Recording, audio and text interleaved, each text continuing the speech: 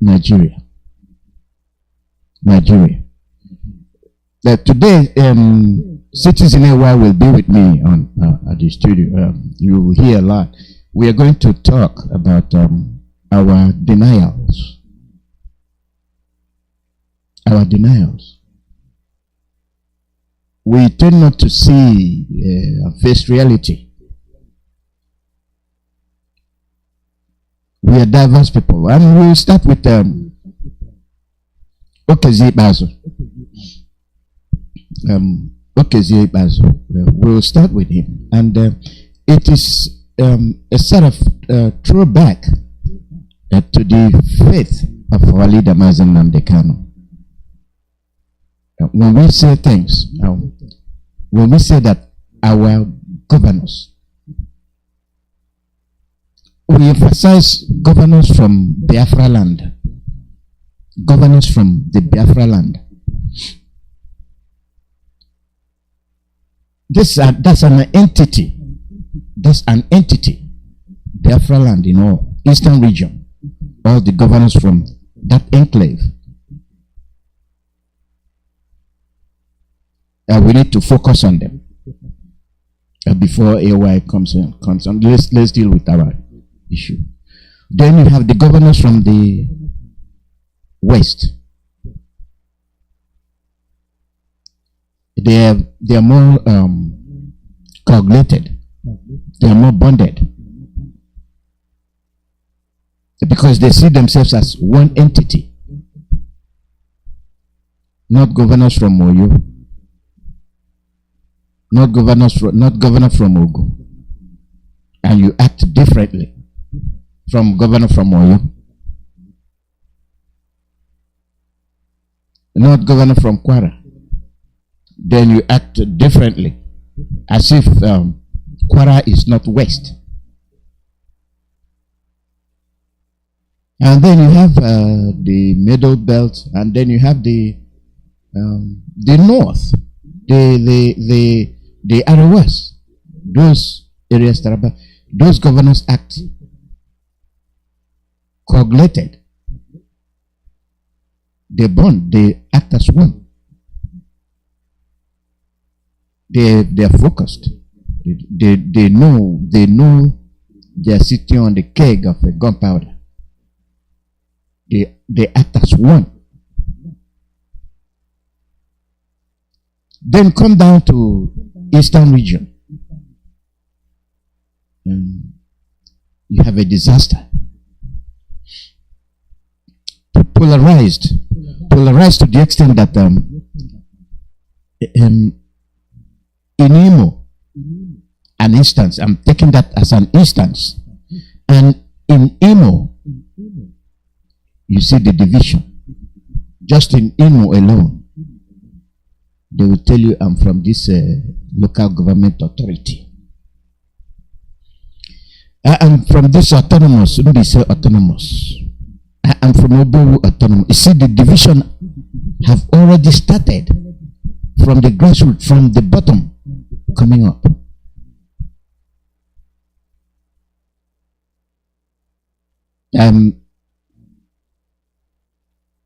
It is a disaster.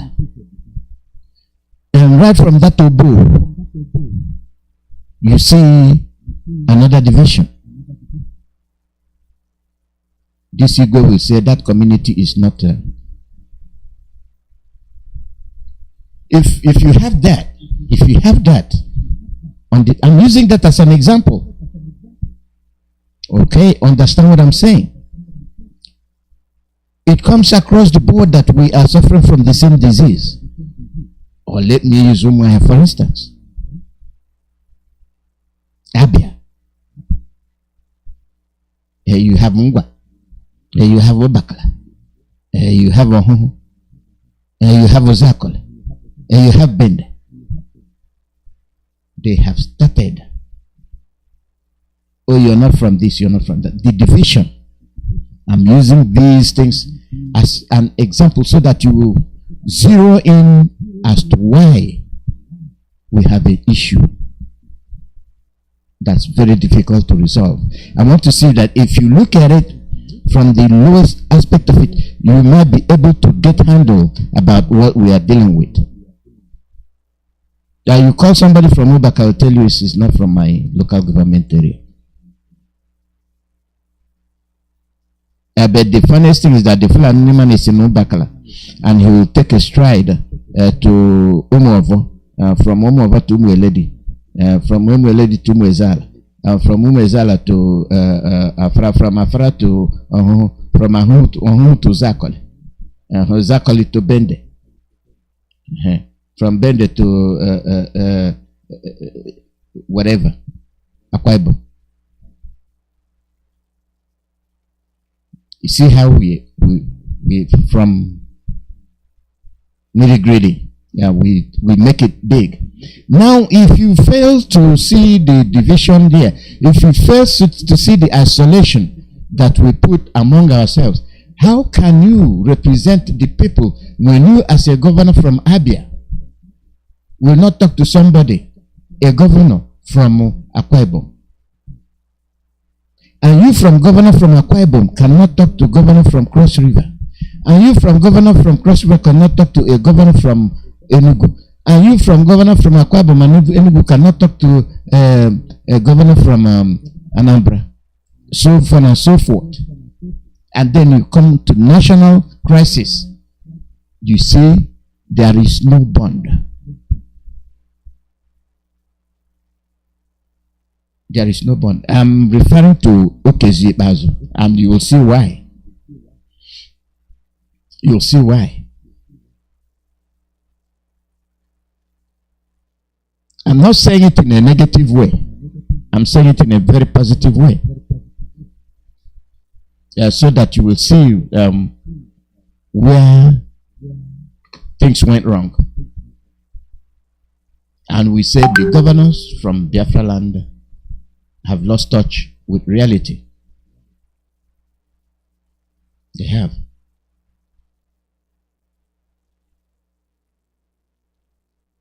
How do we get them back?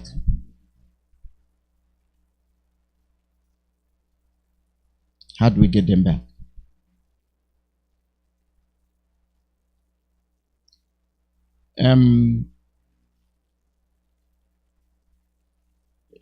Let us be very, very honest to ourselves. Let us be honest to ourselves. This is Okezi Bazo. I was not consulted before Nnamdi Kanu's house invasion, says Ibazo, Abia State Governor. Listen to what Ibazo said.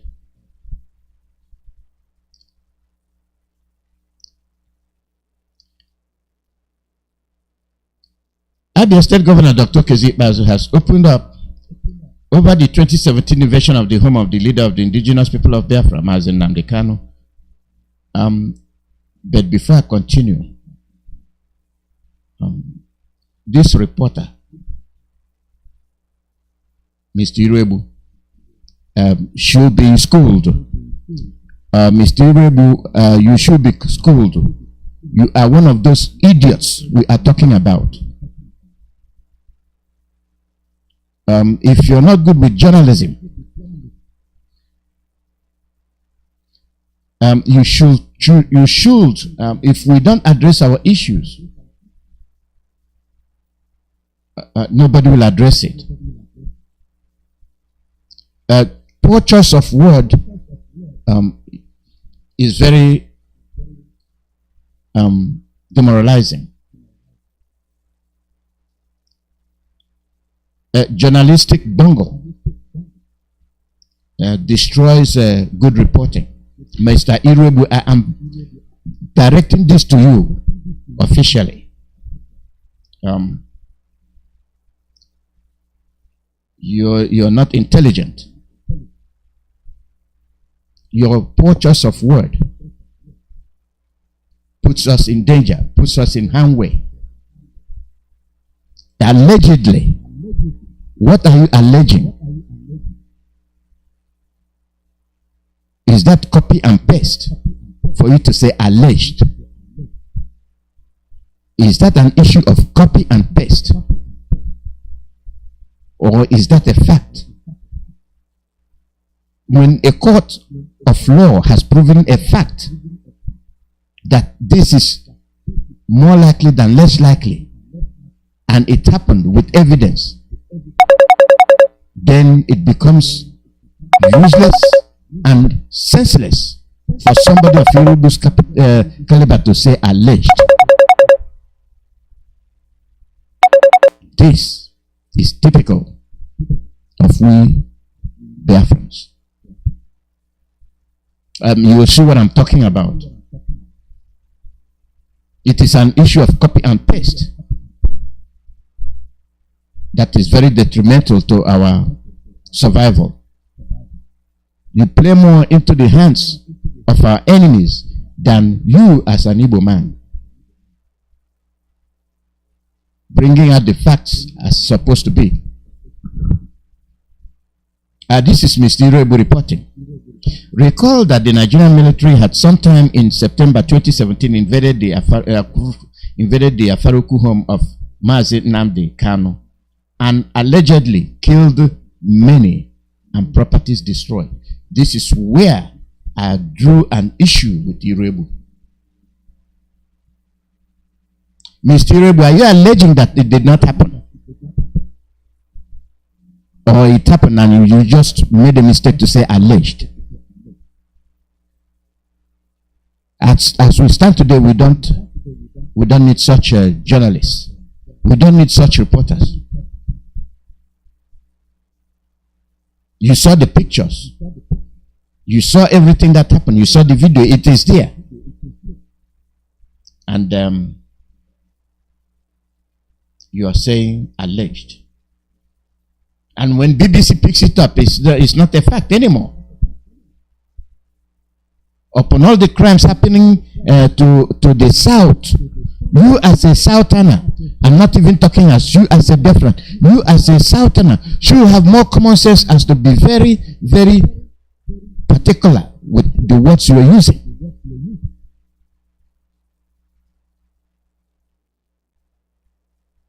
You should be. Let me go back to that. Mazi Nnamdi Kanu, recall that the Nigerian military had sometime in September 2017 invaded. You recalled that the home was invaded.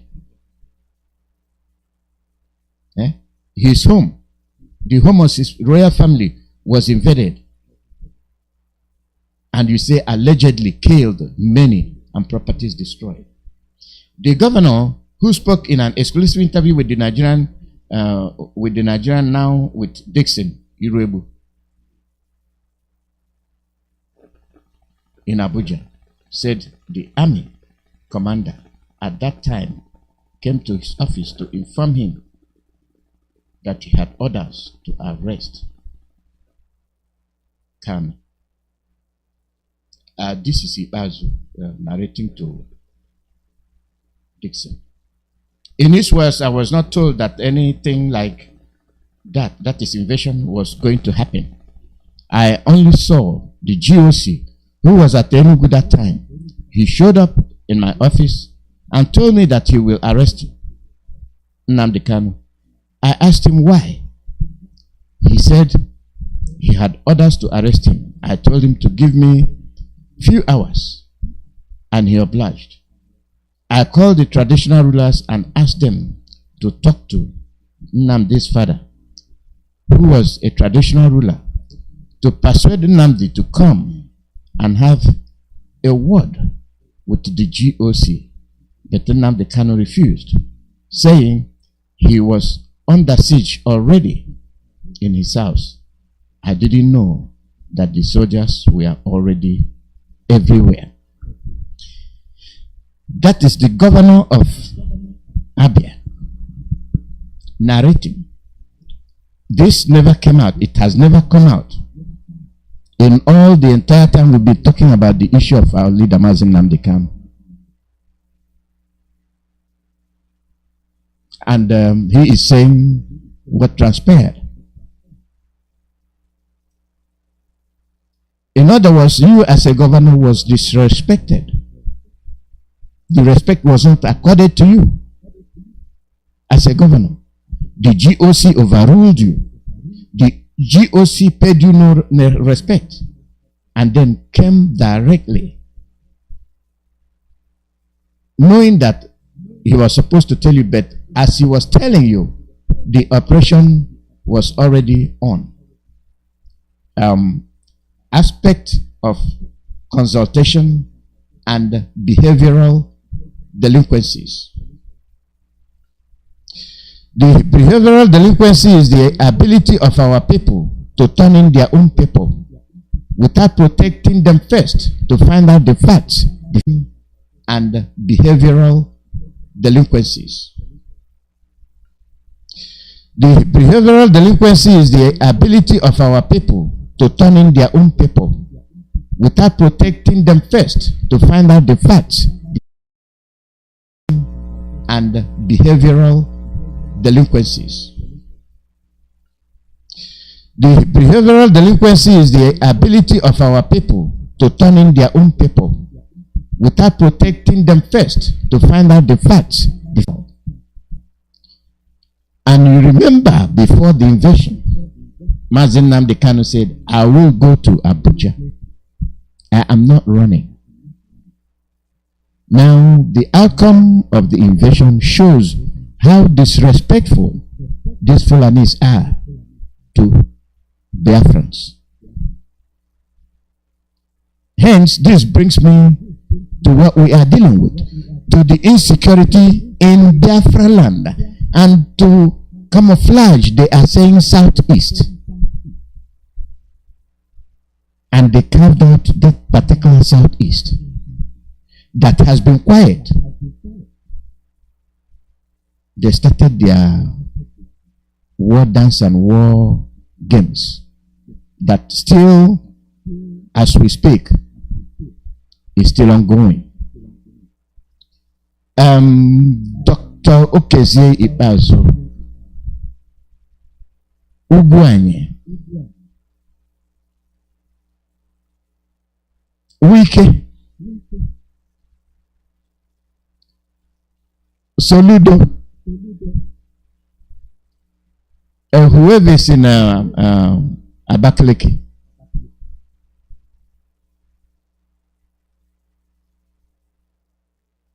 whoever is in Asaba, whoever that is in Ebonyi, whoever that is in Akwa Ibom, Ebonyi, Abakaliki, yeah, whoever that is in Cross River, have you been respected? You play the role of a loyal governor, and they take action on your children without consulting you. The Biafra land has been besieged, but being that southeast is their zone that they want to destabilize, then they will sandwich everything. This is why I'm saying we must hold all the governors from Biafra land responsible, because you have allowed this carnage to materialize, to mature, because you failed to consult one another. You failed to lay out the policy and carry it. I'll give you an example. No Ruga.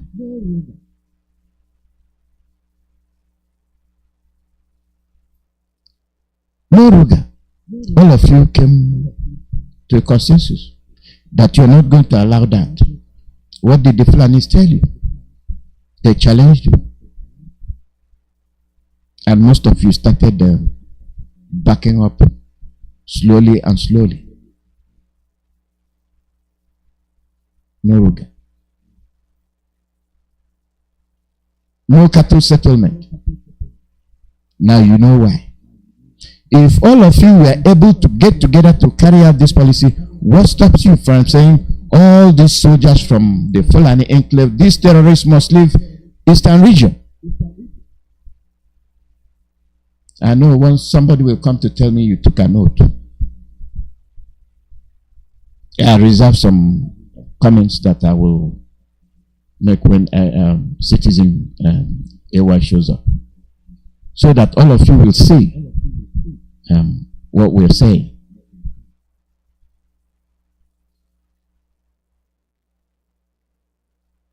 Mind what you write. Mind what you write. Mind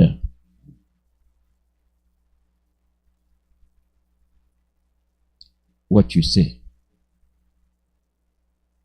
It goes back to hunters. Allegation is unfounded with no proof.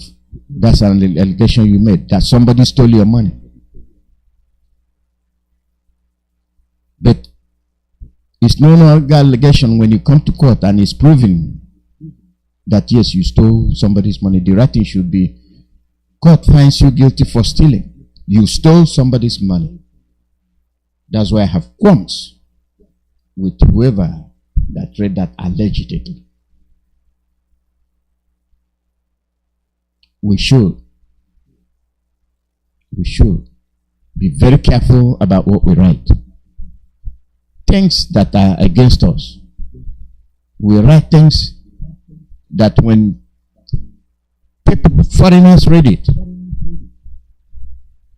then it becomes hearsay. We've been warning you, we've been telling you about coming home, Abuja, Kanu, Kaduna, whatever, Kafanchan. Now they are invading Abuja. They are invading Abuja. Kidnapping people. And you say you're one Nigeria. Reflecting to what Ibazu said, no other people that are more studied about one Nigeria than Igbos, than Biafrans. And you talk about presidency. You had one. He was just out of office. I don't think any reasonable Biafran will, as of 6/6/22, will be having hope about one Nigeria. Anybody. And to give credit to Bazu, he acknowledged that our leader was a champion of one Nigeria. Talked about presidency to Igbo people, no? Talked about restructuring, no? Talked about referendum, no? Unless they get hold of our land. I think it's dawning on all of you that our leader Mazi Nnamdi is correct. Why is he still in custody? Why are all these southern governors not demanding? I'm not talking about Biafran governors. Why are from Middle Belt to the south, all the south, starting from, why are they not demanding the immediate release of Mazi Nnamdi Kanu?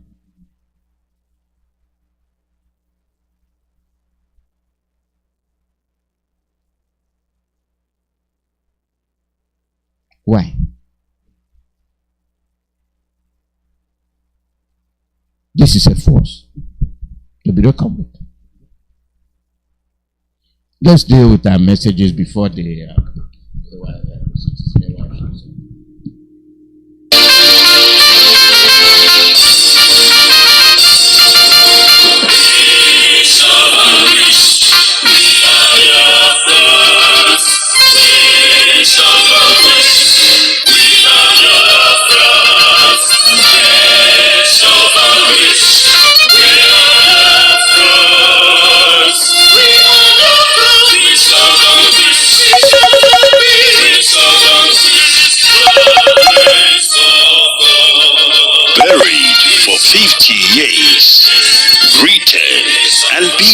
BBC shameful role in the Biafran war. Under the camera lens of BBC, 1 million children starved to death, women raped, pregnant women killed, their stomach slit open, and unborn babies removed and slaughtered right before BBC camera lens. And all this was done by Fulani terrorist government of Nigeria. 50 years later, BBC is trying to rewrite history. They are now calling the victim of genocide the killers. And BBC, an accomplice of genocide against Biafran people, is now called a saint. Ipob, the indigenous people of Biafra, under the leadership of indefatigable Mazi Kanu, we are back to set the record straight. And now we are taking the battle to the doorstep of BBC, British Broadcasting Corporation. Biafra worldwide phone call campaign alerts. Now listen, be polite when you call BBC and use the following prompt when you call. Say, hello, my name is, then you tell them your names. Then you say, I am calling to ask about BBC policy of propaganda against the victim of genocide. Number one question, why is BBC always twisting facts and covering up genocide against Biafrans by Fulani in Nigeria? Number two question, when will BBC make a documentary about the ongoing genocide by the Fulani in Nigeria? Number three, why is BBC shamelessly investigating the victims and not the perpetrators of genocide? Number four, why is BBC broadcasting fake documentary to intimidate the victims of genocide? Number five, take down your concocted fake documentary against the victims of genocide, the Biafran people, and stop lying about us. BBC and UK government, we know that you are the real enemy hiding behind the Fulani terrorists and orchestrating genocide in Nigeria for the sake of oil. Now we tell you, stop your shameless policy of plundering and slaughtering Biafran people. Now listen and pay close attention. This campaign against BBC Broadcasting Corporation will start on the 6th of June till the 1st of July 2022.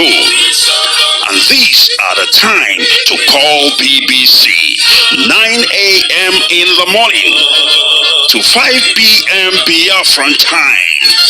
And here are the numbers to call. And please pay close attention. Get your pen and paper ready that you may take down these numbers. BBC switchboard. Telephone +442 087 43 8000. I repeat, +442 087 43 8000. Or you could tweet at BBC News. Another one, BBC Customer Service +443 700 100 322. I repeat, BBC Customer Service +443 700 100 322. Or you can tweet at BBC Press. last one. BBC Studios Limited plus 442-084-332,000. I repeat, BBC Studios Limited plus 442-084-332,000. Or you can send an email to BBC News Channels at bbc.co.uk. We are Biafrans. We shall vanquish by the grace and mercies of Elohim. We shall vanquish. We are Biafrans.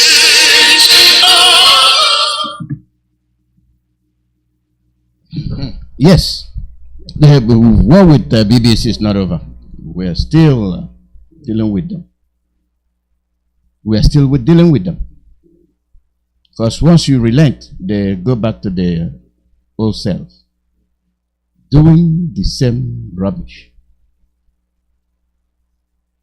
doing the same thing they've been doing. It is our duty. It is our duty to let them know that we are no longer sitting idle while they do the unthinkable, while they blackmail us and twist the facts.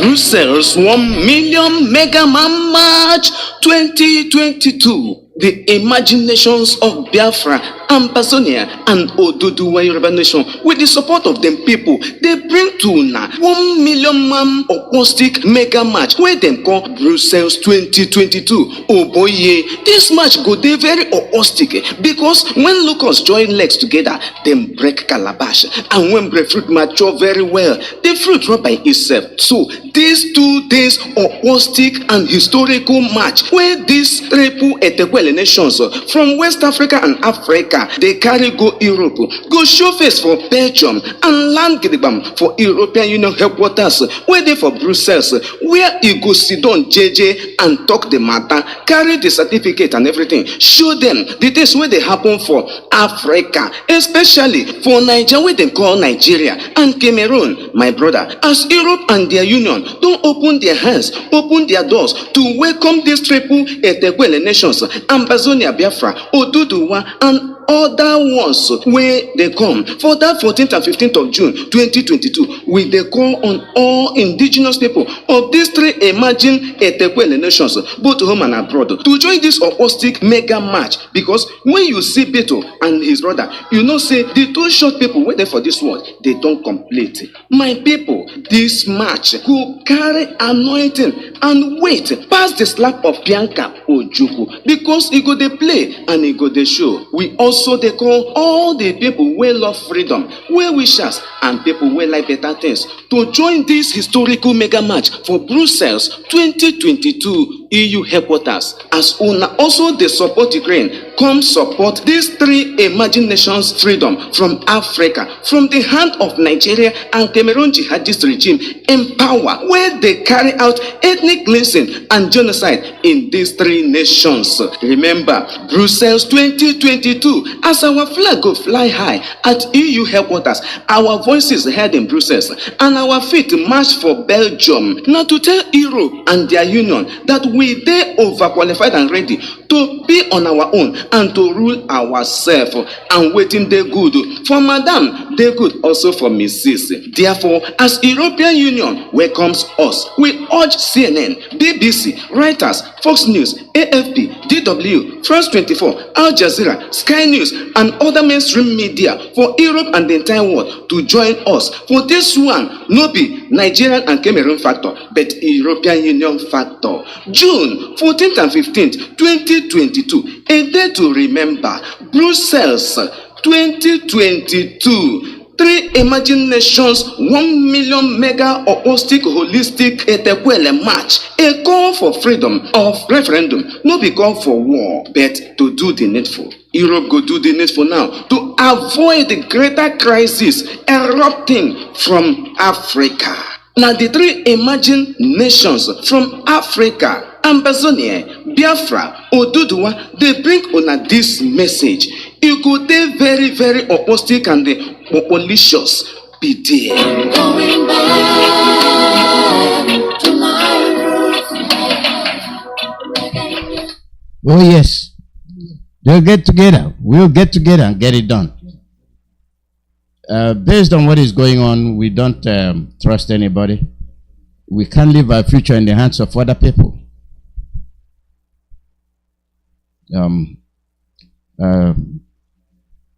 As guest citizen, AY is around the corner.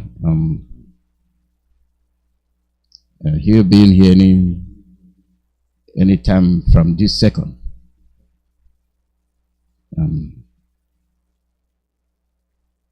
Is something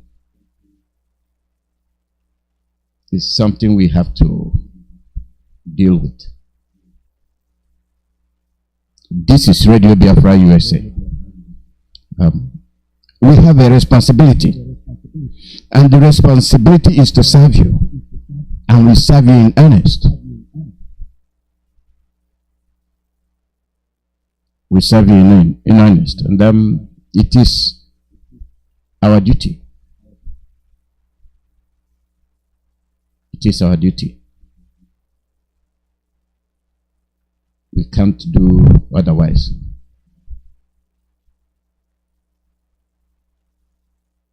We can't do otherwise. It is us. We, the Biafran people, engineered and empowered by our leader Mazi Nnamdi. We must carry the torch. We must shine the light for the world to see. They can no longer out-talk us. They can no longer blackmail us. When they blackmail us, we tell the world the truth. We tell the world what lies they have been telling.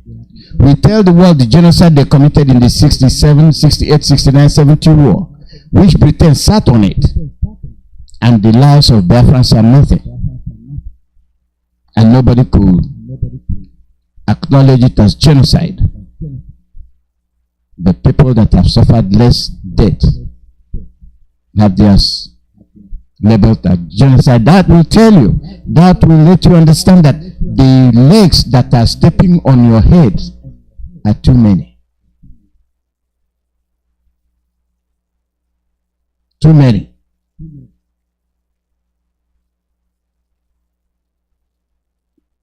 Those legs are too many.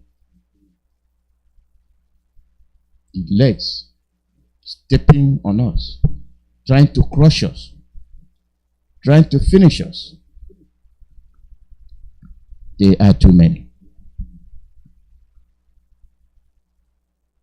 Too many. Our guest is here. Oremi, good morning and welcome. Good afternoon. How are you? Good afternoon to you. Yeah, I'm good, thank you. good morning from here. Good afternoon. Yeah. Good morning to you there, and good afternoon from us in the UK here.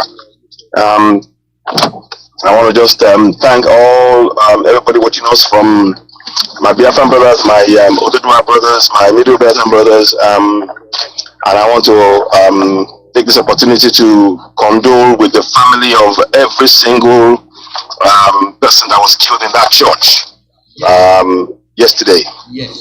This is a clear sign of a war. Yes. To be honest with you, this is war, and we have to take it as such. There is no other way to interpret this.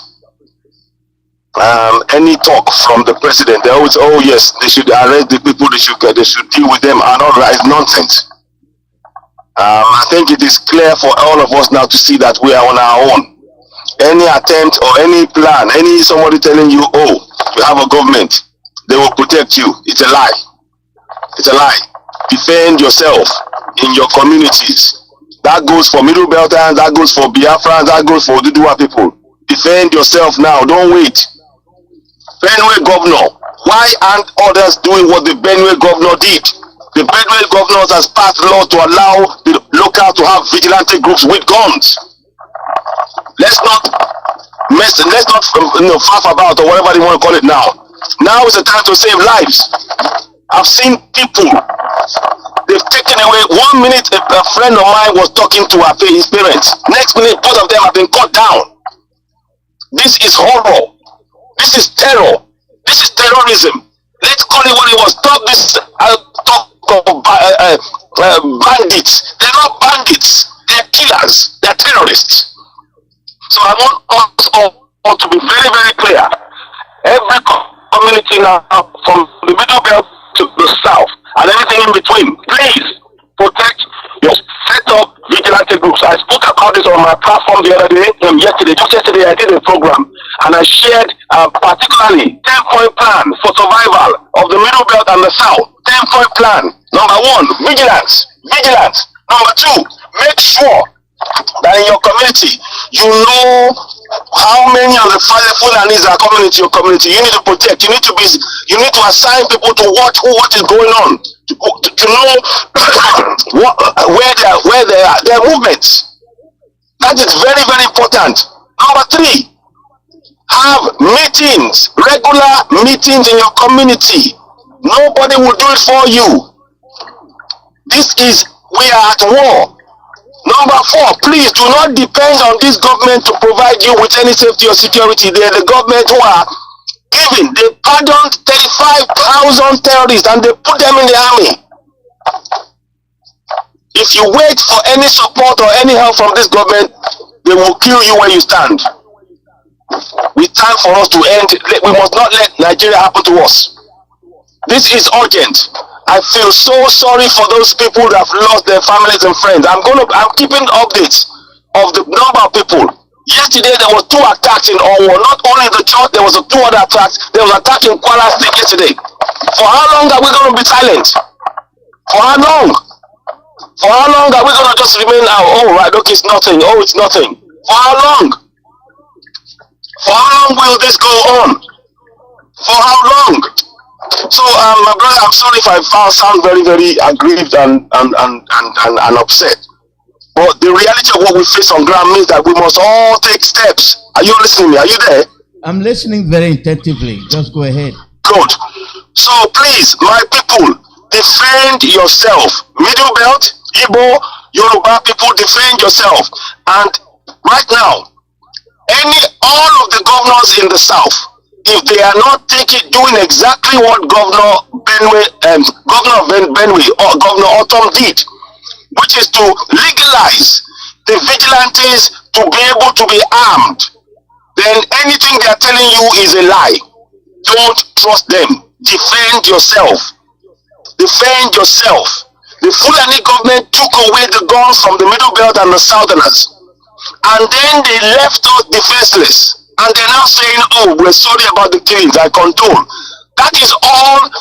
Look, that's hypocrisy. If we continue to believe in those lies, more people will be killed.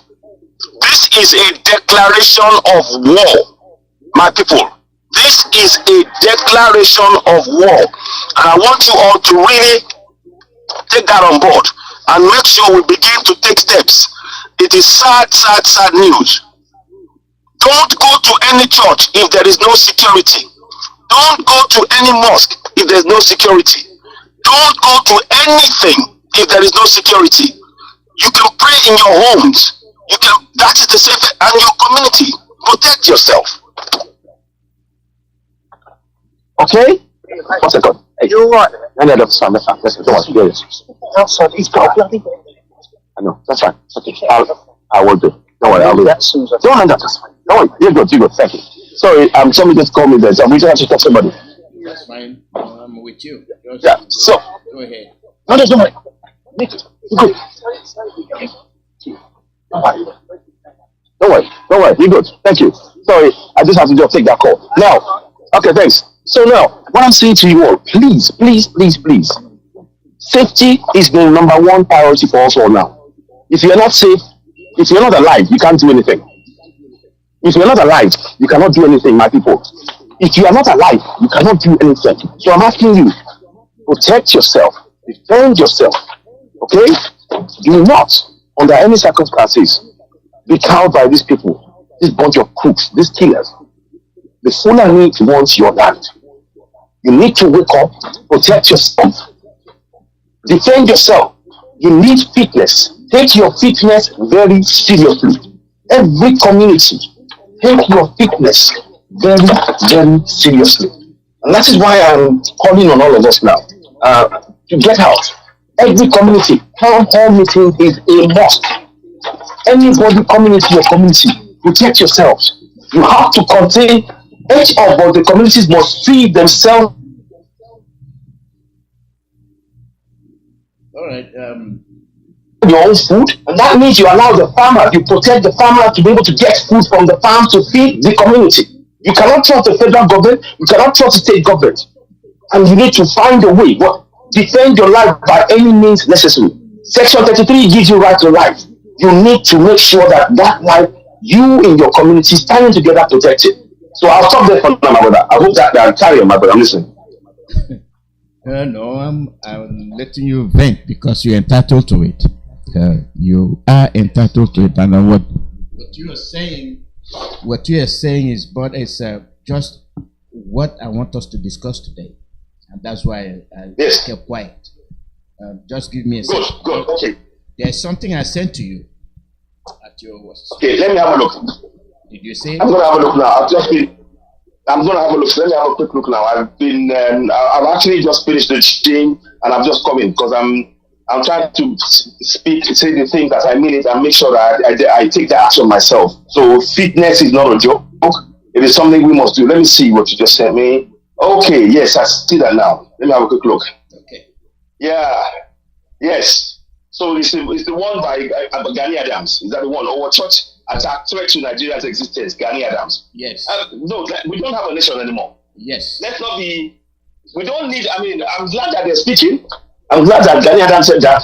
And he's, but look, in the end, each and every one of us, as individuals in our own indigenous communities, we must collectively come together. This is beyond. Hello? Oh, can you hear me? Yeah. Hello? Are you there? Mm-hmm. Yeah?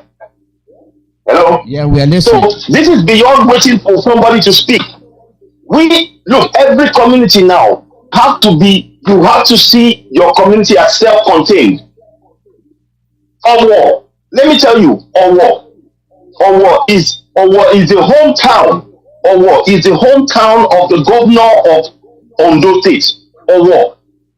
And they went in, and the biggest church in Owo, they killed over 50 people. If you're waiting for these people to support you, to protect you, to provide you anything, you are waiting to be killed. Okay. You have to see yourself as self-contained unit to protect yourself. Hello, can you hear me? Can you hear me? Yeah, hold on. Hello? Hold on a second. My brother, can you hear me?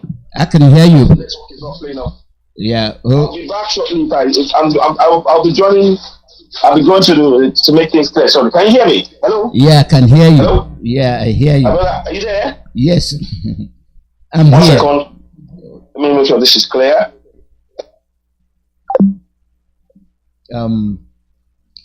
I want him to get his line straight. Then I'll pose the question for him. There are things that we need to understand, and we can no longer talk about who is doing this and who is not doing that. It is an issue that comparison, excuse me, Owo is the home of the governor. So that's lack of respect. They chose where they want to go, and no other place but there. It's a thumb in the eye. They came to Abia with no respect to the governor. They came to arrest a bona fide son of the soil. And doing it, they simply disrespected the governor. who is supposed to be in control of the army and the police in his state. Do you see the similarities of the operation carried out by the army? And they come in as the military, but they are terrorists. We have come to arrest you. We have come to bomb you. Last week you saw the statement issued by the army. Oh, IPOB and ESN, they are laying bombs, IEDs. Everything they point finger at IPOB and ESN. And many, or some, will believe them. And that is very surprising how you can see somebody that is killing you coming to blackmail your own. There was some network issue there, so I do apologize for that. Yeah, no problem. So let me tell you where I stopped. Citizen Network, let me tell you where I want you to come in. Okay, please, yeah, go ahead. There is something you said about Owo. The significance of Owo being the home of the governor, right? And Ibazu. Exactly. And Ibazu, the statement he made about the army invasion of Mazi Nnamdi's home without his permission. What Ibazu was stating was that they had already come to terrorize Mazi Nnamdi's home. As they were doing it, then the GOC goes to Ibazu to tell him, I have come to arrest Mazi Nnamdi. And he asked why. I said, give me a few minutes, let me call the chiefs. And when he got in touch with the home of Mazi Nnamdi told him, they're already here. They've already besieged my home and they are terrorizing us. Then I said, that's lack of respect for governors from the south. Now, what they did in our war is to turn the eye of the governor. You are the governor, but we are going to invade your home. We are going to terrorize your people and shoot them. Our people from the south very much aware about the situation we are facing. That's what I want you to elaborate on. If they are actually aware, or are they banking on the fact that it is a federal government and there is nothing like federal government? It does not exist. No. It does not. No, there's no, we don't have a federal government. What we have is a Fulani government. They want to take our land over. And it's a quicker that our people understand. If anybody has any belief that Akeredolu can save them or can protect them, look, the evidence of the clearest evidence, the only thing that all of these people must do was to make sure that you are able to have arms. If they don't let you have arms to protect yourself, anything they say is a lie. Anything they're saying to you is a blatant lie.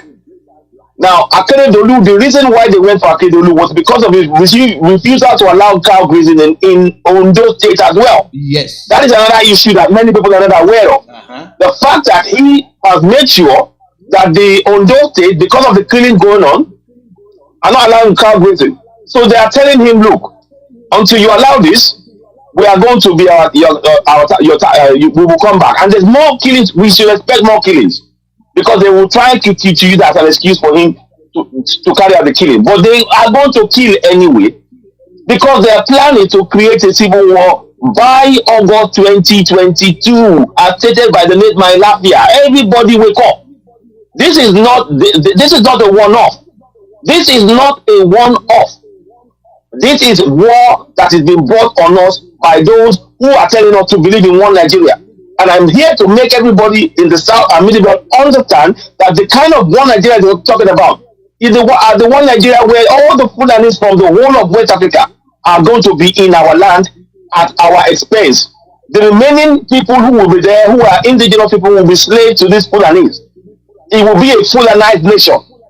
It is time that we wake up and take this threat seriously.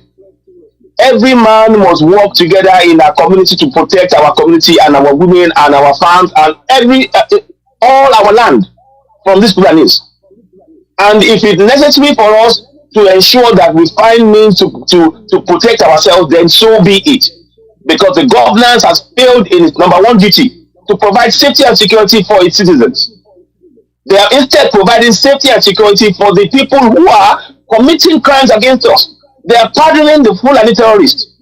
They're refusing to call them terrorists. They're calling them bandits. They're telling us, oh, they should create Gumi said something about creating a minister for cattle, whatever they call them. This is nonsense. We shouldn't be in this. There should be no discussion. It should be clear to all of us. In the face of the killings going on daily, we need to make sure that our communities, we are talking in our communities among ourselves and preparing for the war. War is upon us. War is upon us. And if you're not outraged, I am outraged. I hope you can see that the passion. I'm not holding anything back here. The people in governance, you cannot trust the military because the military is full of Boko Haram terrorists, ISWAP terrorists, Fulani terrorists, whatever you want to call them. Fulanis that Governor Bala Muhammad said that they're welcome to come into our country and they're using our own funds to give them homes, to buy them guns at our expense. We in the South and the Middle Belt, they have taken away our guns.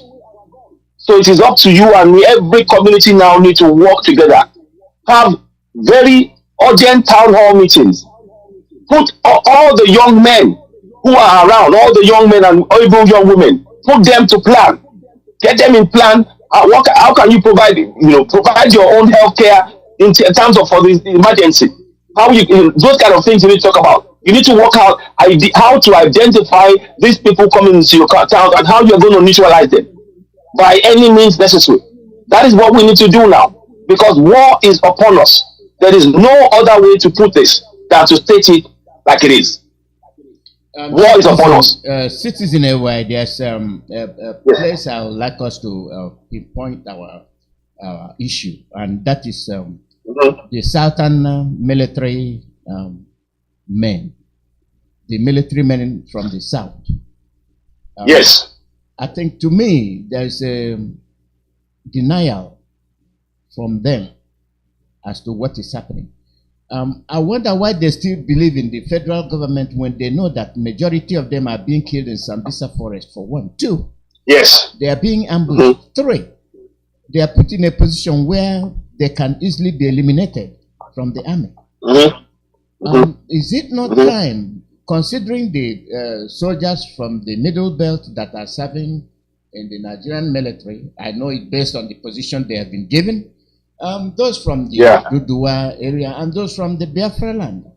Are you telling me that all these 3 combined cannot be able to disintegrate this country? Are you telling me that they cannot do it? Without a doubt they can. But one of the things is that they put, like you said, they have all of, if you look at all of the, even in Yoruba land, the Yorubas are not in charge of the key barracks. They're not. And that means that they're not in charge of, and likewise for Igbos. If you go and look at, when you go and look at it, what they've done is to practically strip us of power in our own land. Now, the people, that doesn't mean that there's no other ways for things to be done. We need to do it. It is time for those, the military, those in the military, the Yorubas and the Igbos and the Middle Belt. Our people, your people are being killed. If the government, if the state government is not going to provide the security for them, and the state, and clearly the federal government are funding the terrorists who are killing them, the onus is upon those in the military that have the know-how to do the things they need to do to begin to ensure the safety of their own people. Because it's now a question of you provide the survival of the Middle Belt and the South. So we are calling on, if you are still in the military, and you can see what this is war. Time is for you now to now focus on the safety of your own people in your own land. However way you want to interpret that, interpret it. But what is certain is this: without all of us putting our resources together, those of you in the army and begin to protect your people. Because in the end, this is about your people in your land being killed. If you do not take that action and begin to pull yourself away from that contraption, that military, already we know that the military is not being funded. The weapons, the terrorists are being given superior weapons. Many of the military, southern military men have been pushed into, you've seen them pushing tanks with no petrol in it, with tires, on military military vehicles, not flat, and there's no support. And some of them have been put out as though to be picked up by these Fulani terrorists, Boko Haram terrorists, Fulani terrorists, Iswap, the Miyetti Allah, and that is why it is better that they now focus their energy on the survival of themselves and their people in their land, the indigenous people of whom they are part of. So we have to make this clear. If you're in the military, you already know that they're not providing you with the best equipment to be able to fight the Boko Haram. We've had in situations where the specialist military men from the south who are very good at taking out the Boko Haram. Look at Tolulope Rusile. She was good at taking out the Boko Haram. What did they do? They killed her in the barracks. So we now, it's your life. If you do not start taking steps to protect your people by becoming part of the struggle of the indigenous people, your life is in danger. Your lives are in danger. So we are calling on you. Please join this struggle. This is not it's about our survival. Your survival. So please do the needful. If you have to, pull away from the military. Already they don't give you your pay, your wages. You don't get it regularly. If you die in combat, your family don't get the money they're supposed to get. Many of you have been killed and hidden from the government and hidden from their family, so that the family will not be able to get the money, claim the money for the death of their family in the service of the nation. So what are you talking about?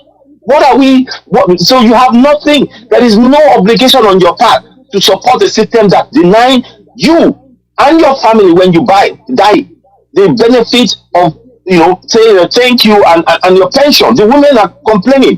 The women have been complaining that they're not getting the pension for the death of their husband. There's so many. I could go on. So I think that is clear for my Yoruba brothers who are in the army. The time is come for you now to really stand with your people. It is as clear as that. Because the army, as we told you, 35,000 Boko Haram pardoned. All of them, they've been killing Southerners. They've been pardoned. They've been given homes. Their kids have been sent to school at the expense of us Southerners and Middle Belters.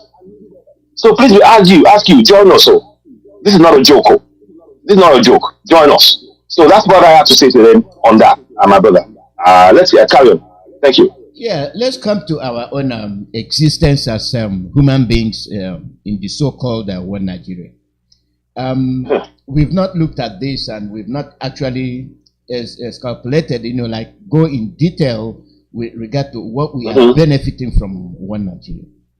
I don't see what we are benefiting from that contention that we are one. The proliferation is there.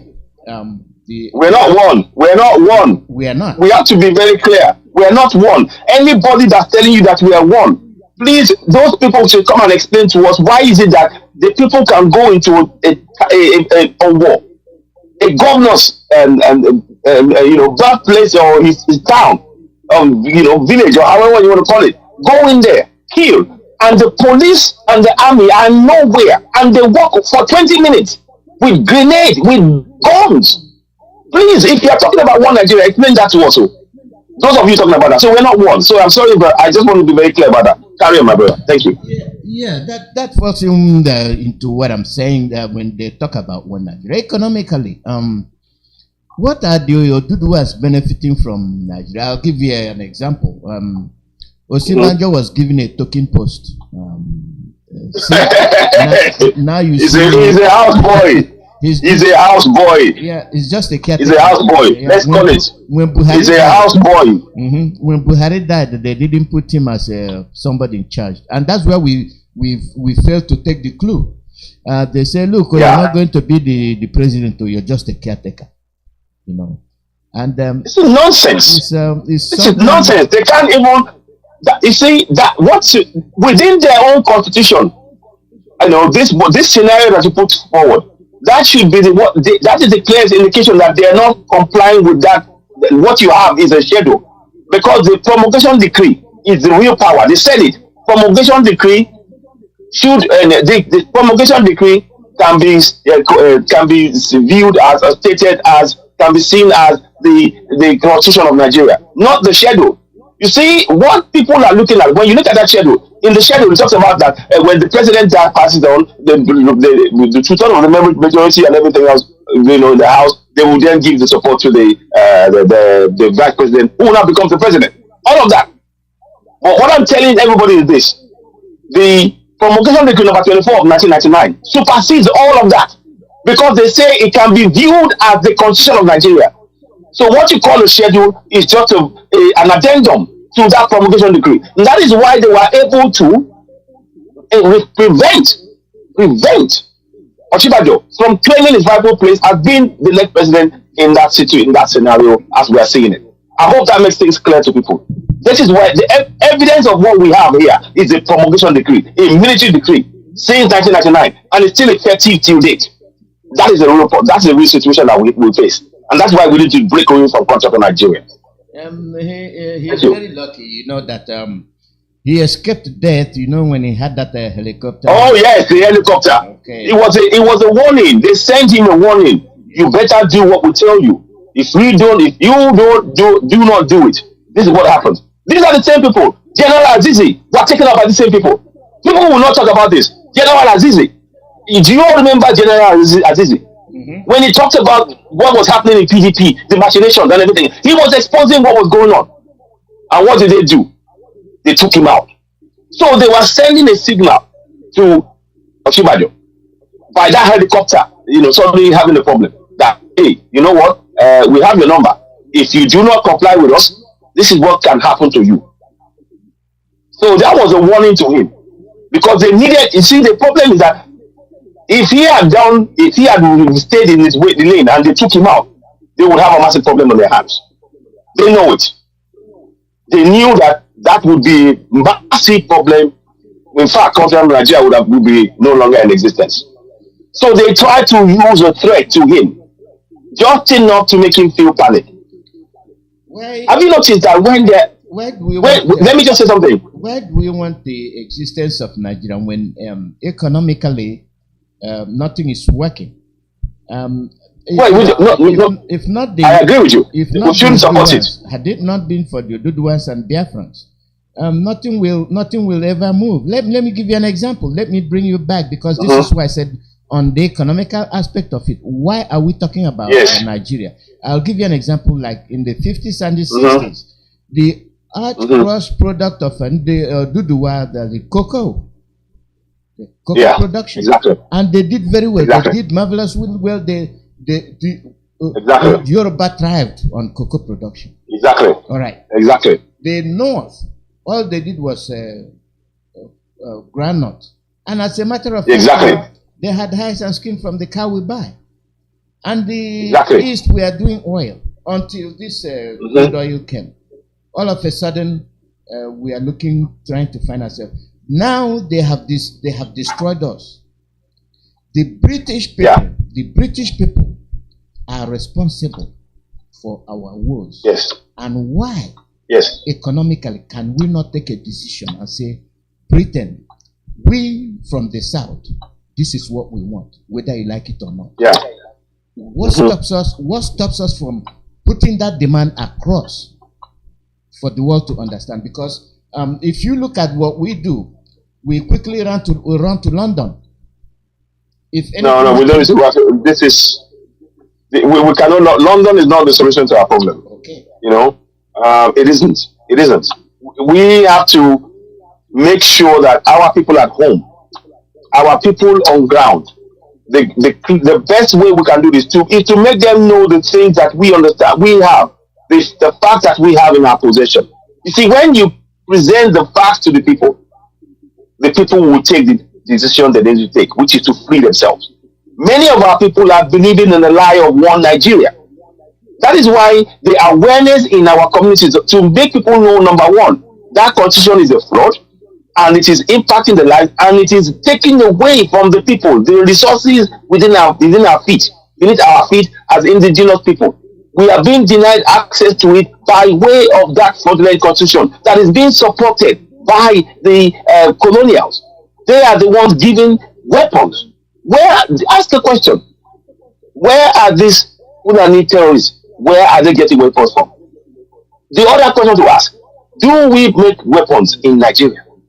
We don't make any weapons.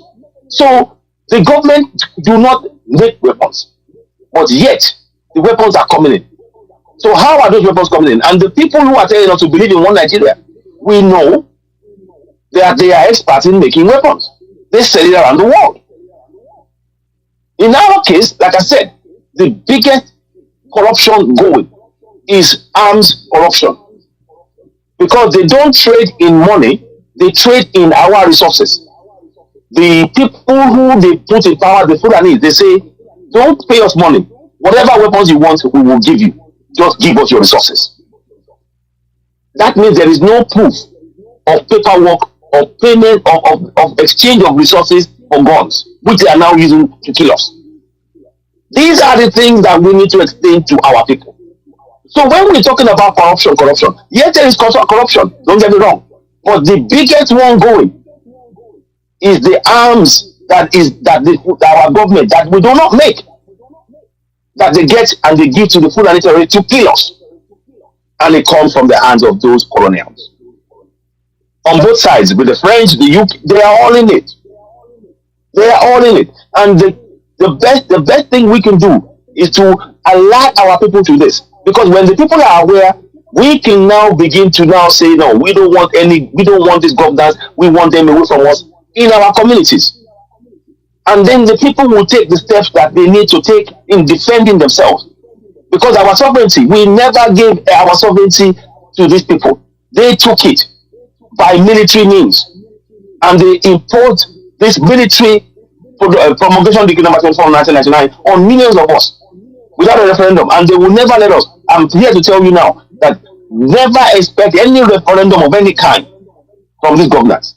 Because the minute the referendum comes into the game is up for them. They know the game is up.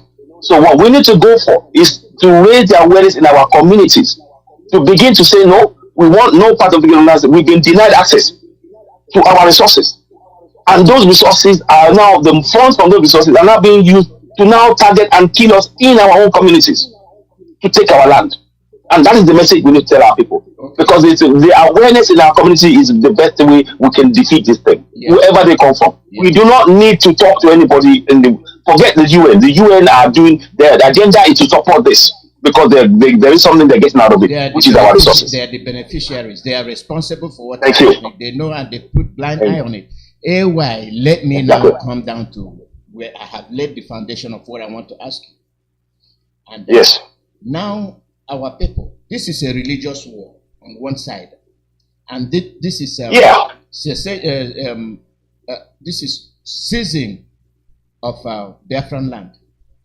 Now, you see what they did. Self-determination. I like the word self-determination, because I'm not going to play to their hands and tell them that we're seizing. No, we're not seizing anything. It's our land.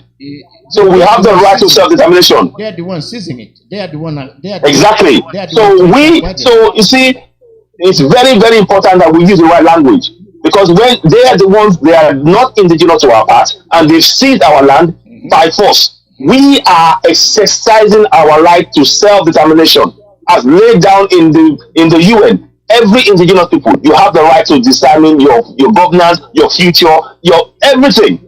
And these people, they are not part of us, and they're imposing themselves. Now, so we are only expressing our self-determination. That brings me to what I'm saying now, that they are seizing our land with the military. Now, indeed, let me ask you this.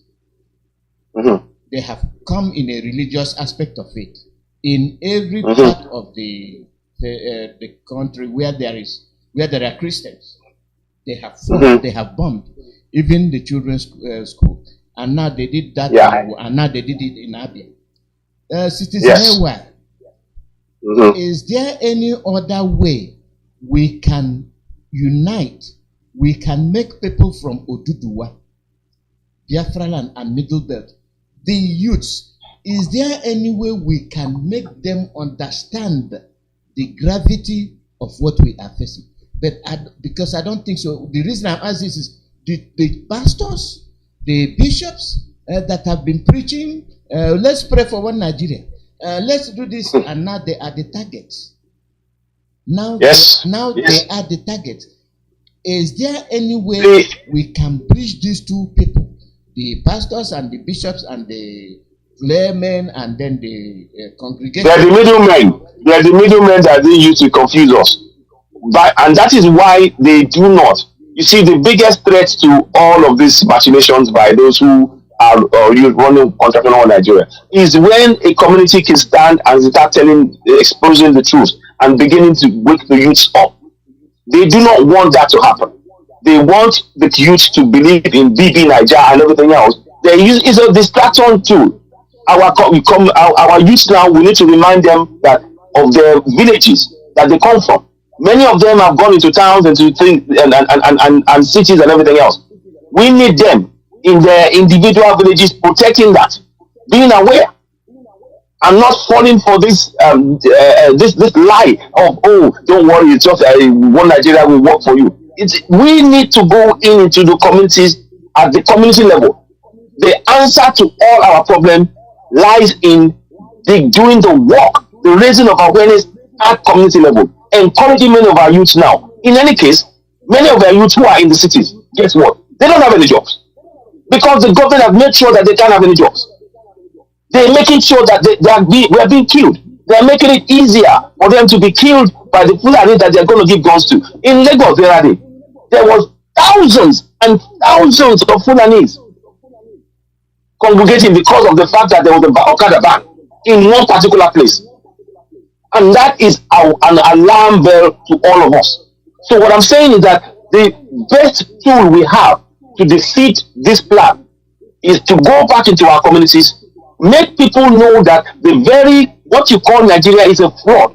Because when the people know that they're on their own, they will take the steps to free themselves. And each of the communities can then bind together. I'm talking Biafrans and Yorubas in particular. We need to have regular, meetings. It's not going to be on there. You know what I mean. We need to have coordinated discussions among ourselves that will make sure that the message cuts across any of those lines that you talked about, the bishops, the imams, and all of this, to cut across them and make sure that the key message that what you call Nigeria is a fraud is something that the kids, the youngsters can resonate with. And they are being killed. In Owo yesterday, youth were killed. Children were killed. Women were killed. Men were killed. Old parents were killed. I've got a friend who put on Facebook, yesterday his parents were alive, today they were killed in a war. So it is important that all of us now, as Igbos, as Yorubas, again, that's why I'm saying this, we haven't got time for division. We need a coordinated attempt, activities and actions that is focused on coordinating our communities as Middle Belt, as Biafrans, and as Oduduwas, working together and actually being able to see, tracking the movement of all of the terrorists in our forest. Because unless we do that, this is going to be bloody like you've never seen before in the entire world. Because we are talking about 200 million people under threat here. 190 million people, let's put it that way. So the key work for the solution to this lies in our communities and how quickly we can get this information into our communities and our youth. Interjecting, making sure that everybody now knows that the pastors and the imams and everything else, they are all tools of the government. So that's where I think we need to start. And of course, the interaction between Biafrans and Yorubas at a much more, a closer level. And one of these things about how to coordinate the actions that we will take to make it as effective as possible. Sit at home, for example. How to explore that to make sure that it actually each of the communities, Igbos, how the Igbos do it and how we do it, it may be slightly different, but it ultimately achieves the same effect, to paralyze this governance that is oppressing and killing us in our own land. So that's what I think we need to do in my own, suggestion as a way forward. But obviously, the intricate details of it, it shouldn't be something that we'll be talking about, on air. But it's just to give us a skeleton so that we can all know. We just give enough information for the people to know that something is wrong, but to be able to have that discussion and to resolve the key nitty-gritty how to solve it has to be something that's done away from prying eyes. Put it that way. The policy against the South, against the South has been hidden, but now yes, very much it's been exposed. It's there, and since it's been exposed, and we call sit at home when the need arises. Are the Oduduwans now ready to join whenever there is a? I am certain it is something that many people are looking at. The only one issue that I have with what is going on in terms of Oduduwa is that there is still, for want of a better word, this leadership issue tussle thing needs to be put to bed urgently, because our focus now is our survival. That's what I want to say. The leadership tussle, who's going to be? I said it yesterday. I'm going to say it again. And now is not the time to even think of. If you're not, if your people are not alive, who are you going to govern? If you're not, if your people are all killed off, who will you govern? Let's say you get your Yoruba nation, and you decide that you're going to be the one who's going to be. Who are you going to govern? So it is important that leadership tussle. And I'm not going to hide it. It's there. It's the last thing to do is to try and say, oh no, there's no leadership tussle. There are. And the thing is now, I think this killing is beginning to galvanize people, because to hear that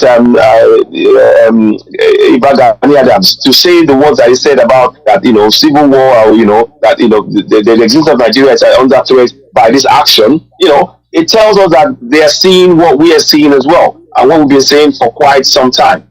The question now is to demonstrate the demonstration of the unity of purpose of our actions to achieve the goal of saving the lives of our people, as the Middle Belters, as Biafrans, and as Oduduwa people.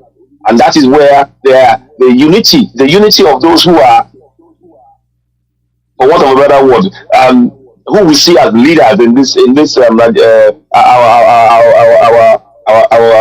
drive for self-determination, that particularly in Yoruba land, that unity to be able to make sure that we are effectively protecting the lives of our people, is very, very essential. So for me, I think that is one area that we've been looking at, and it has been something that has been closely looked at from all areas among us as well. So we are not going to relent, but there's no point in trying to say that there is no. If you say to us, oh, there's no struggle, or who is the leader and all that stuff, we are killing ourselves. There is, and that's where we need to address that rapidly. But we haven't got time for those kind of things. We need to be really looking at how we are going to protect the lives of our people, and if that means that everybody putting aside this issue of the leadership and focusing on the self-survival of our people, that is what we should do without question. That's my take on things. I'm trying to be diplomatic in my answer, but I'm at the same time to be as honest about how things are. Because a lot of the things that we talked about now, the sit at home, for example, that is highly effective in Biafra, is something that can be done, within Yoruba nation, the Oduduwa nation. It's something that can be done, but obviously there will be the subtle tweaks, because the people that we need to speak to, I don't want to go into too much detail. There are certain ways in which those things can be effective on ground. Bearing in mind our own cultural system that is subtly different from how Biafrans do that, and those can be things that can be used to advantage. But the fourth thing has to be the clarity of understanding among all concerned that right now the struggle and the survival of our people is the most important thing. Nothing else can supersede that, and that's what we're trying to hopefully arrive at. I've been making some calls to one or two things and kind of and put take some soundings as well to see if that can actually be something that can be achieved, and it should be. To be honest, without having that commonality of purpose and put casting aside the idea of leadership, it's gonna be a struggle. But that's why, in the end, those communities, if the communities speak up by defending themselves, I'm sure it will galvanize the leadership to go, right, okay, look, the communities are working together, well, so can we. So every one of us has a role to play in this. And that's why I firmly believe in that, that policy philosophy, that going down to our communities and exposing these lies and getting them to prepare and defend themselves and showing that they can come through this would actually influence a lot more people, within Oduduwa Nation than we realize. There is a lot to be said for that, in my opinion. Thank you. Yeah. Thank you very much. And now let's get to this one. And yes, the way I'm putting it, Sunday. Yeah, go ahead.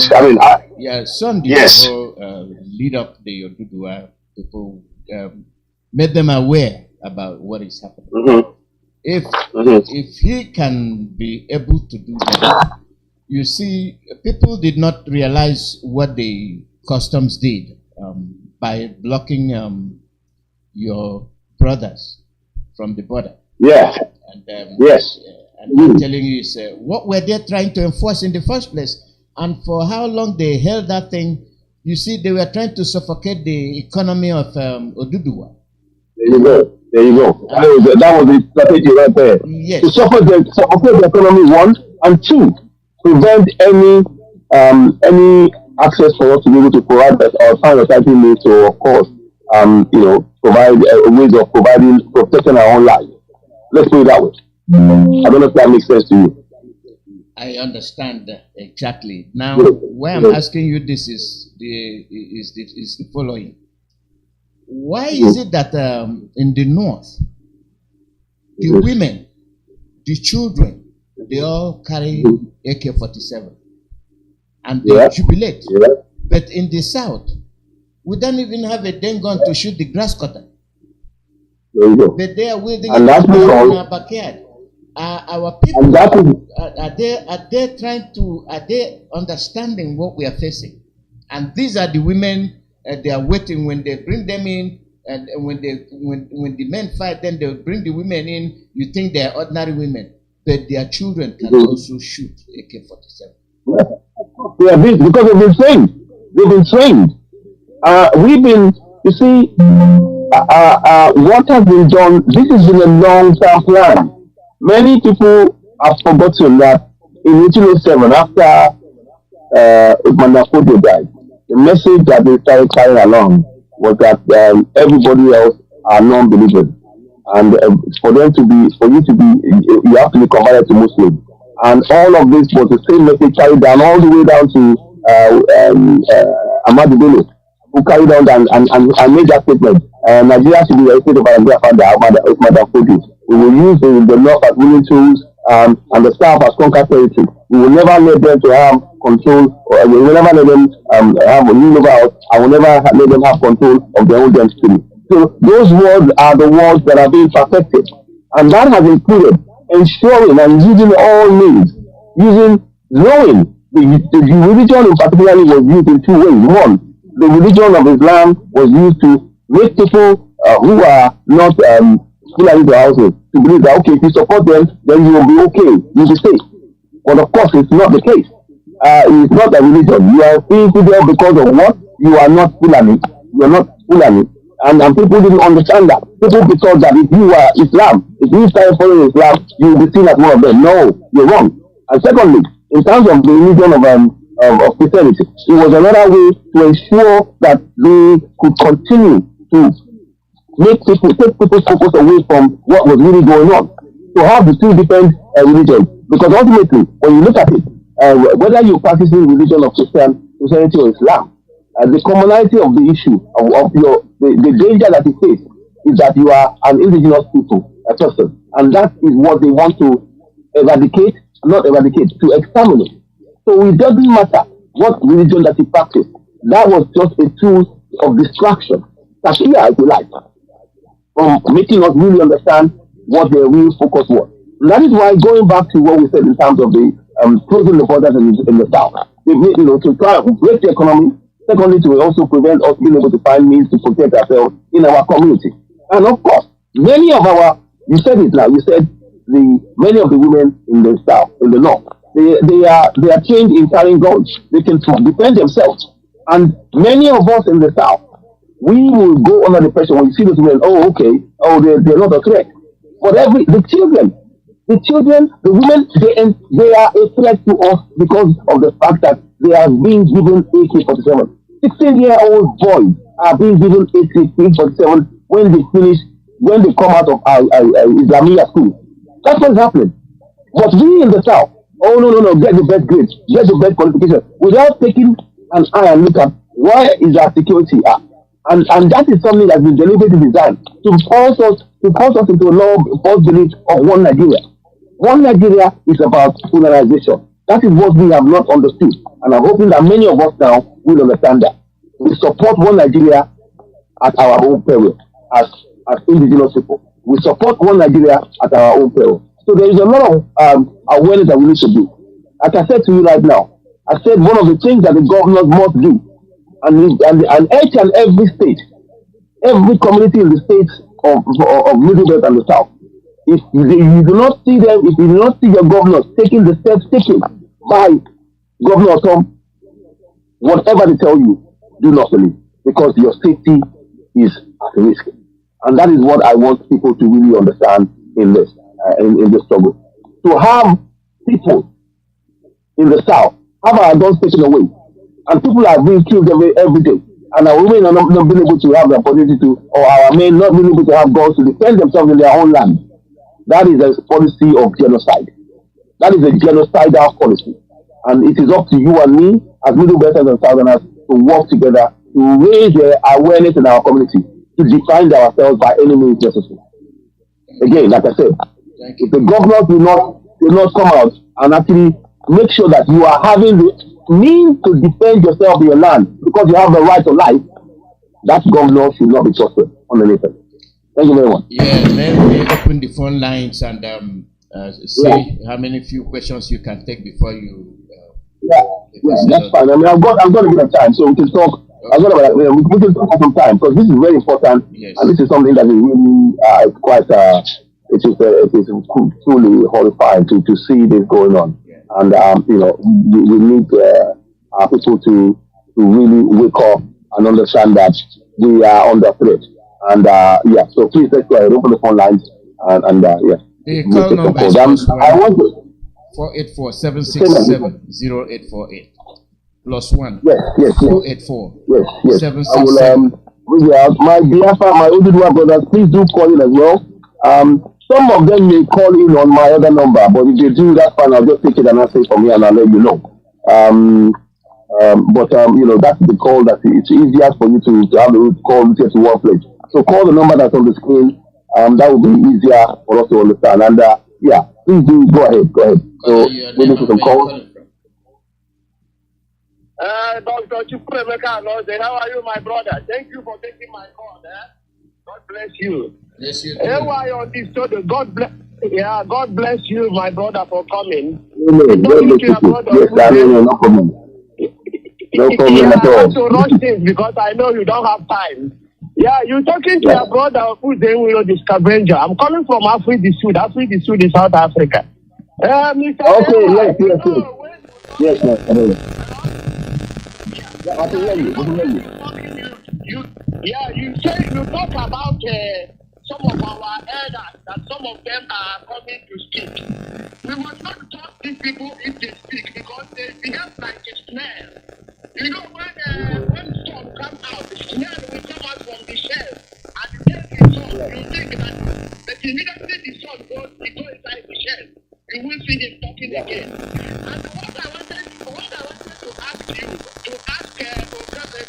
the governor of all those states is, whether they understand. I don't think if they understand what we mean, because you, as you are talking here, you see the spirit. You are in spirit. God is talking to you what is going to happen tomorrow. They don't to ask your story. Now you want to flush out the order that you wanted that they should be flushed. How are you going to flush them in that same Nigeria? Because that same Nigeria and that same Nigeria and that is just the people who kill the people in the church. If they love the church and they enter there is a room, called Fashiga. Their blood, their mouth is Fashiga. And that Fashiga, any man that enters there, there is nobody who is going there to touch that compound. Because it's Fashiga. So how is your man nobody will go inside Fashiga to touch them? You understand what I mean? So that is why we are talking to these our elders. And I've come to a conclusion that these our elders, I think we should make a plan. Let them go into exile. That's the best thing they should do. Because if as long as they are there, we remain suffering because they are not talking anything. They don't want to talk. They don't want to talk. They don't want to do anything. So, and the only way is what you suggest that we must record them back. We are not going to record back. So, please can you ask for the how is people to remove these people when they enter into Fashiga? And then, you know, Nigeria, when they are doing this, they don't forget yesterday. Because if you say the one now, Obasanjo is one of them because he gives them power. He gives them to practice in the north, Sharia law. And this Sharia law is the one killing us now. These are what our elders are doing to us. These are our elders, they took us dead. We are like them as a prisoner. These people, I told them, we need orders. They are not leaders. They are not going to be leaders. Please, can you ask and Obasanjo, those old people, are they seeing what they have done to us? Have they seen what they have done to us? And we want them to live and go to exile. Let them go to exile. They have nothing to offer so that we control our life. Referendum is the best way. We're going to do. There is nothing you can do. Give him time to respond. Give him time to respond. Yeah, if they drive him, they will go to Para State. They will go inside the Fashiga and they start killing people again. Yes, please. No. One of the issues that we have is this. You see, in the north, I said this yesterday, and I've said it before. In the north, we have something called the HIPAA. The HIPAA can arrest anybody on their land. They can try them. They can actually carry out judgment against them. The HIPAA. But our Amoteku don't have the same powers, nor do they have enough equipment. Wrong. The HIPAA have all of it. Yes. So straight away, those of you, anybody's coming to tell us to believe, they will go and how are they going to go and arrest these people who already have got more firepower than we? They are talking nonsense. Yes. All is just plenty talk. So I cannot trust anything that is being said by Governor Akinwumi on this one. Because the fact of the matter is that in the end, the only thing that these people understand is when you have equal firepower to defend yourself, then they will come to be able to discuss with you. As it stands now, to say we're going to hold them down, those are just empty talk. Empty threats have no effect. Because, like I said, our people in the south do not have the means of defending themselves against this terror coming into our community. The churches now, and by now, I hope people are aware. So don't go to any church, don't go to any mosque, because you're not safe. And the people who are telling you to vote in the 2022 election, they are not providing you with security. So when they tell you, oh, I am going to go and defend it, I'm going to go and defend it, we will hold them down. Hold them down with what? Hold them down with what? Yeah. Your people are not being given any equipment to be able to take care of themselves. The way we are being brought to, what is being done to us now? The Fulani have taken the world away from, and they're saying that they will be the ones who will protect us. But they're the ones who are giving the same gun to the terrorists to come and shoot us. Is that your one Nigeria? Do you remember that our elders, those are our leaders were there when the United Nations Secretary General Antonio Guterres said that it will be a good idea to brought in Boko Haram inside the Nigerian army, and none of them didn't say anything. I have not heard any of those leaders we take him. They didn't condemn it. All of them went into their shares. That's what I told you. These people are, I don't know, they're prison waters. They want us, all of us dead. We must rise up now and fight these people. They must not be comfortable in our land. That's what I want to contribute. Thank you, AY, for taking my call. Mazi ALOZIE, God bless you. Maintain your blessing. God bless you too. Yes, the sin of our fathers, you know, the old gods, the sins are wearing down on us, and most of these youths can't understand why they are doing what they are doing, and it is up to us to ensure that they understand that this new generation, they have a different idea, and theirs is the one that actually prevail. Call number +1 484 767 0848. So please do call in on that number. Let me just see. I think I'm looking it down somewhere. So for my Biafra, my Oduduwa brothers, if you want to call in and you have 1 or 2 questions for us, we'll be answering in English because for us all people to understand. We're not going to be speaking in Yoruba on this broadcast because it's being broadcasted with my brother Mazi ALOZIE from Ipob Rapture, and we are discussing about the recent killings going on in that's been taking place in Ondo State, particularly in Owo and Ipob, and of course the one in Kwara State. Over 50 people have been killed in Owo alone. The 2 people that were killed in Kwara State and these are the number to call +1484 770848. You want to call it? Yeah, even if they want to speak in Yoruba, that's fine. That's you can explain that to us, okay, that's fine. Yeah, that's fine with me. At least people here, they can explain it too. Yeah, this is bipartisan broadcast. Yeah. So we tolerate that. Yeah, no problem. Yeah, the call number is +1 484 767 0848. Live broadcast from Radio Biafra, USA. We are here with Citizen AY and our brother. So you call in. We want to hear from you. Yeah, caller, your name and where you calling from? Good morning, Mazi ALOZIE. Good morning from here. Thank you very much. My name is Chukwu Emmanuel. I'm speaking from Madagascar. I greet you once again, Mazi ALOZIE. I greet our guest, Mr. AY. I think you are hearing me. I'm hearing you loud and clear. Right. Okay. Yes. There was one suggestion AY suggested now about church.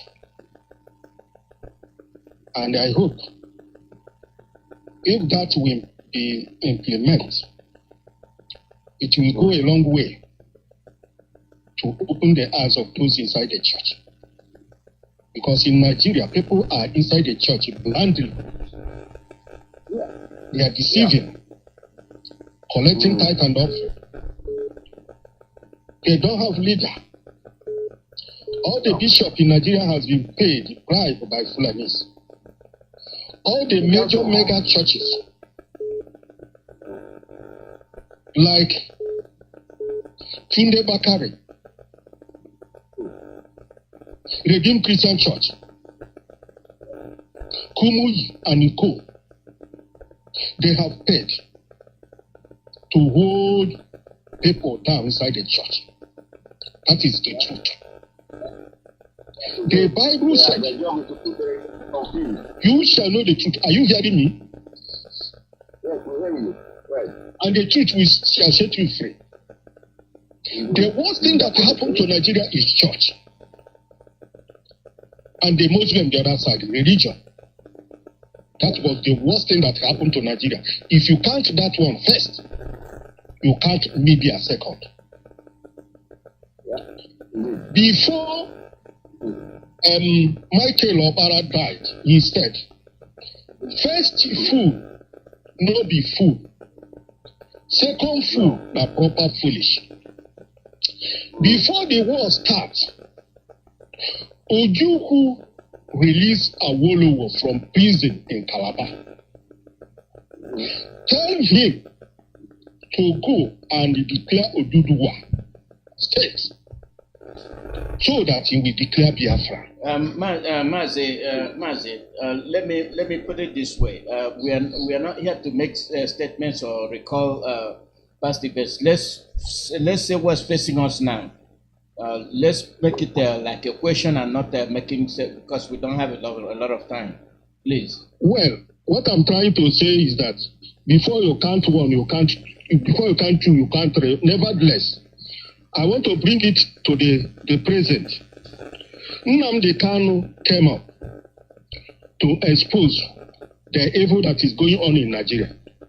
There was a time NSAS started. Are you hearing me? There was a time NSAS started.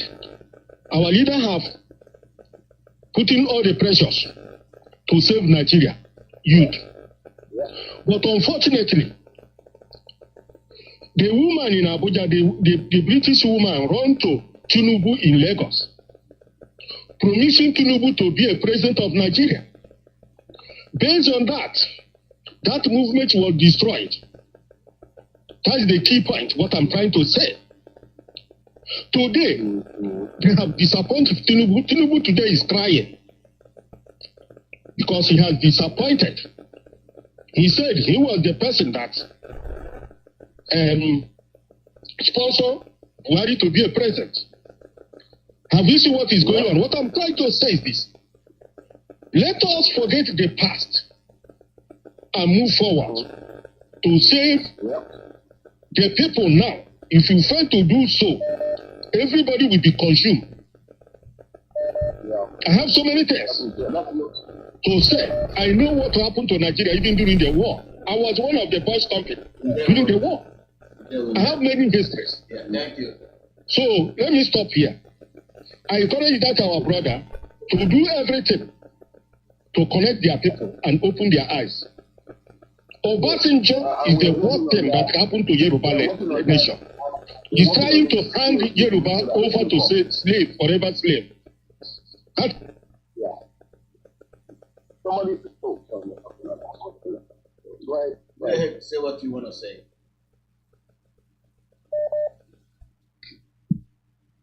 Caller, your name and where you calling from? Yeah, Mazi, I remain economic, okay, foreign. Mazi, please accept our link. We are giving you a link, 1 million man match committee. We want to come in. Your link, sir. Go ahead. No, Mazi, you have to accept our link from 1 million man match committees in your phone, so we can come in from there. Okay, now, so we let go of AY. Huh? Like I said, we let go of AY because we can't do that when it's online. Okay, hold on, okay, God, never mind, let me bring them from here. Next time we'll go for the, okay? Don't disengage him. I'll come back to hear this line, so let me connect them here. Yeah, it's the same issue, the same million man match. It involves your good ones too. So you can join in and see what we're saying. Hello? Yeah, I'm still here.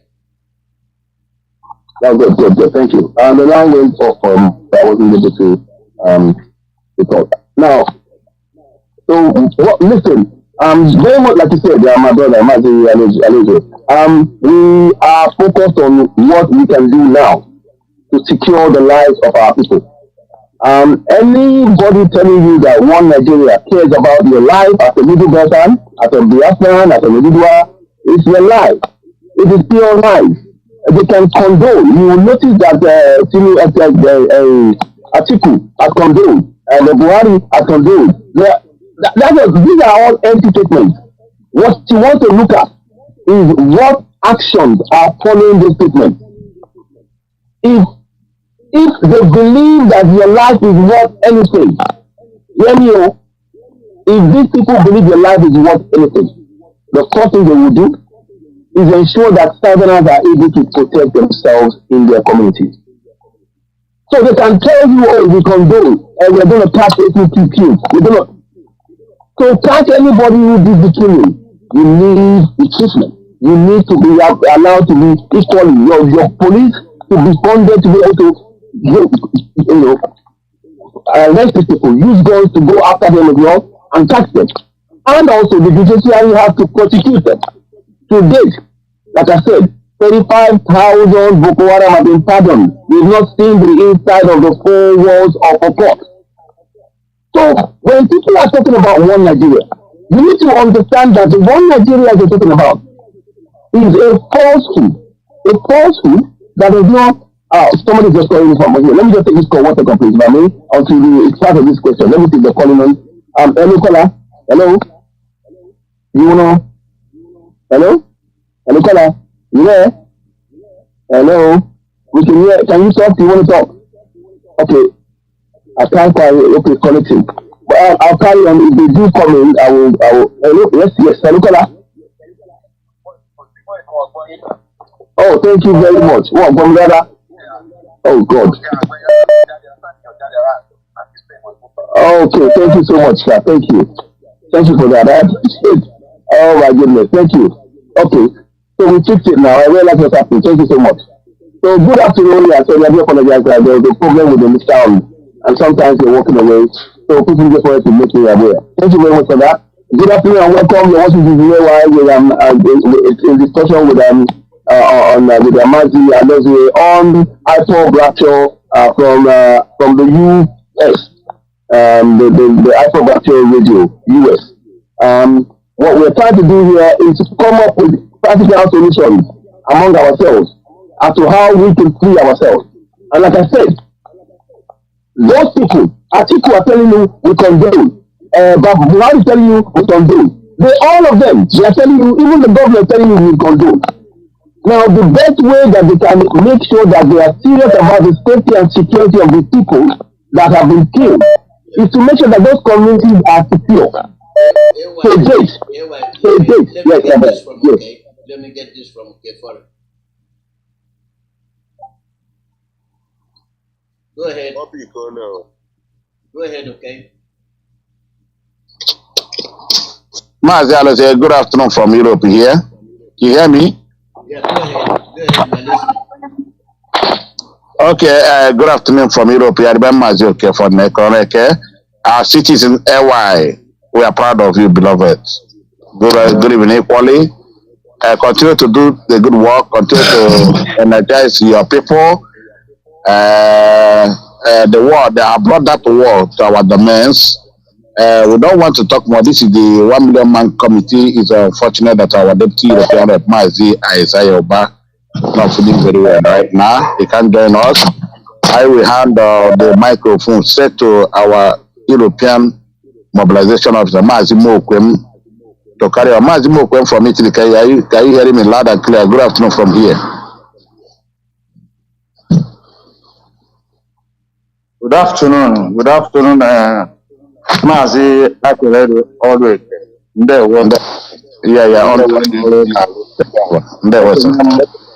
I greet everybody on this platform, my co-officers. I'm greeting from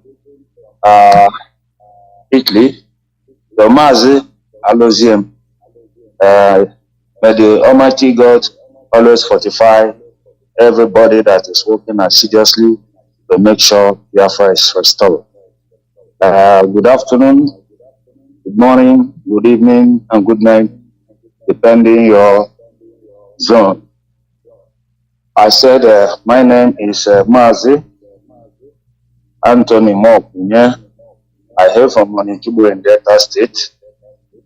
By the special grace of Chukwu Okabiyama, I serve the indigenous people of Biafra in the European rep as the Chief Europe Mobilizing Officer. Having said this, I just want to thank all Biafrans worldwide, the IPOBs that are hosting this our 1 million march that is coming up on the 14th and 15th of this particular month called June. We are here just to let you people be energized, be activated, because we have a problem. Before continuing, I will bless our leader, Mazi Kanu, who has made it so possible for us to be existing and be educated and know what it's all about freedom. I bless our Directorate of States, those working assiduously under Mazi and his deputy, Tony Nzulumike. I take salute to my European rep, who is equally motivating and actually working assiduously to make sure this our struggle gets to the end and Biafra will be restored. Mazi Abraham and his deputy Mazi Azaiba. Having said all this, I still want to bring the awareness to the freedom fighters.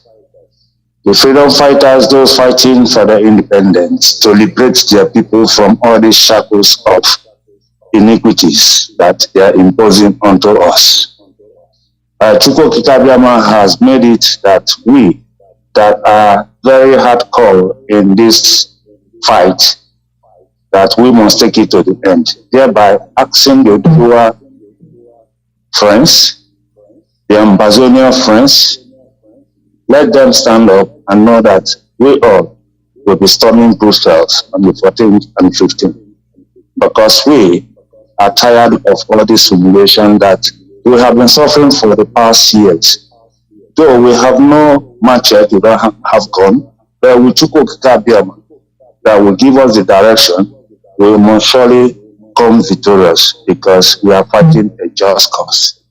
Having said this, I want our people too, the host, the Belgian people, to work with the national coordinator as we are working equally assiduously every day, every night, to make sure we put the word down to Belgium. For that reason, I say, everybody, when you are coming, come with every evidence. I told you people, we that are here, it pains us for what is happening to us. So by we got to defend it by all means, so that our children will have cause to actually say, yes, we have gotten this freedom. My father did it, my uncle did it. So everybody should please put hands together to make us get our referendum and everybody will be set free. European Union, they know what is happening to us. We're only just using this opportunity to still go and knock at their door. In case of incasity, every day there are killings. They are talking about Russia and Ukraine war. Have they noticed what is happening down in that dungeon called Nigeria or Africa as a whole? These are souls.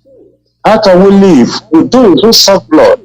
And that is the reason why we are calling on every human rights activist, every freedom fighter, any organization that is questioning for the referendum and freedom, let them come and join IPOB. The Biafrans equally are number one, because it's like ours is being ignored by the world leaders.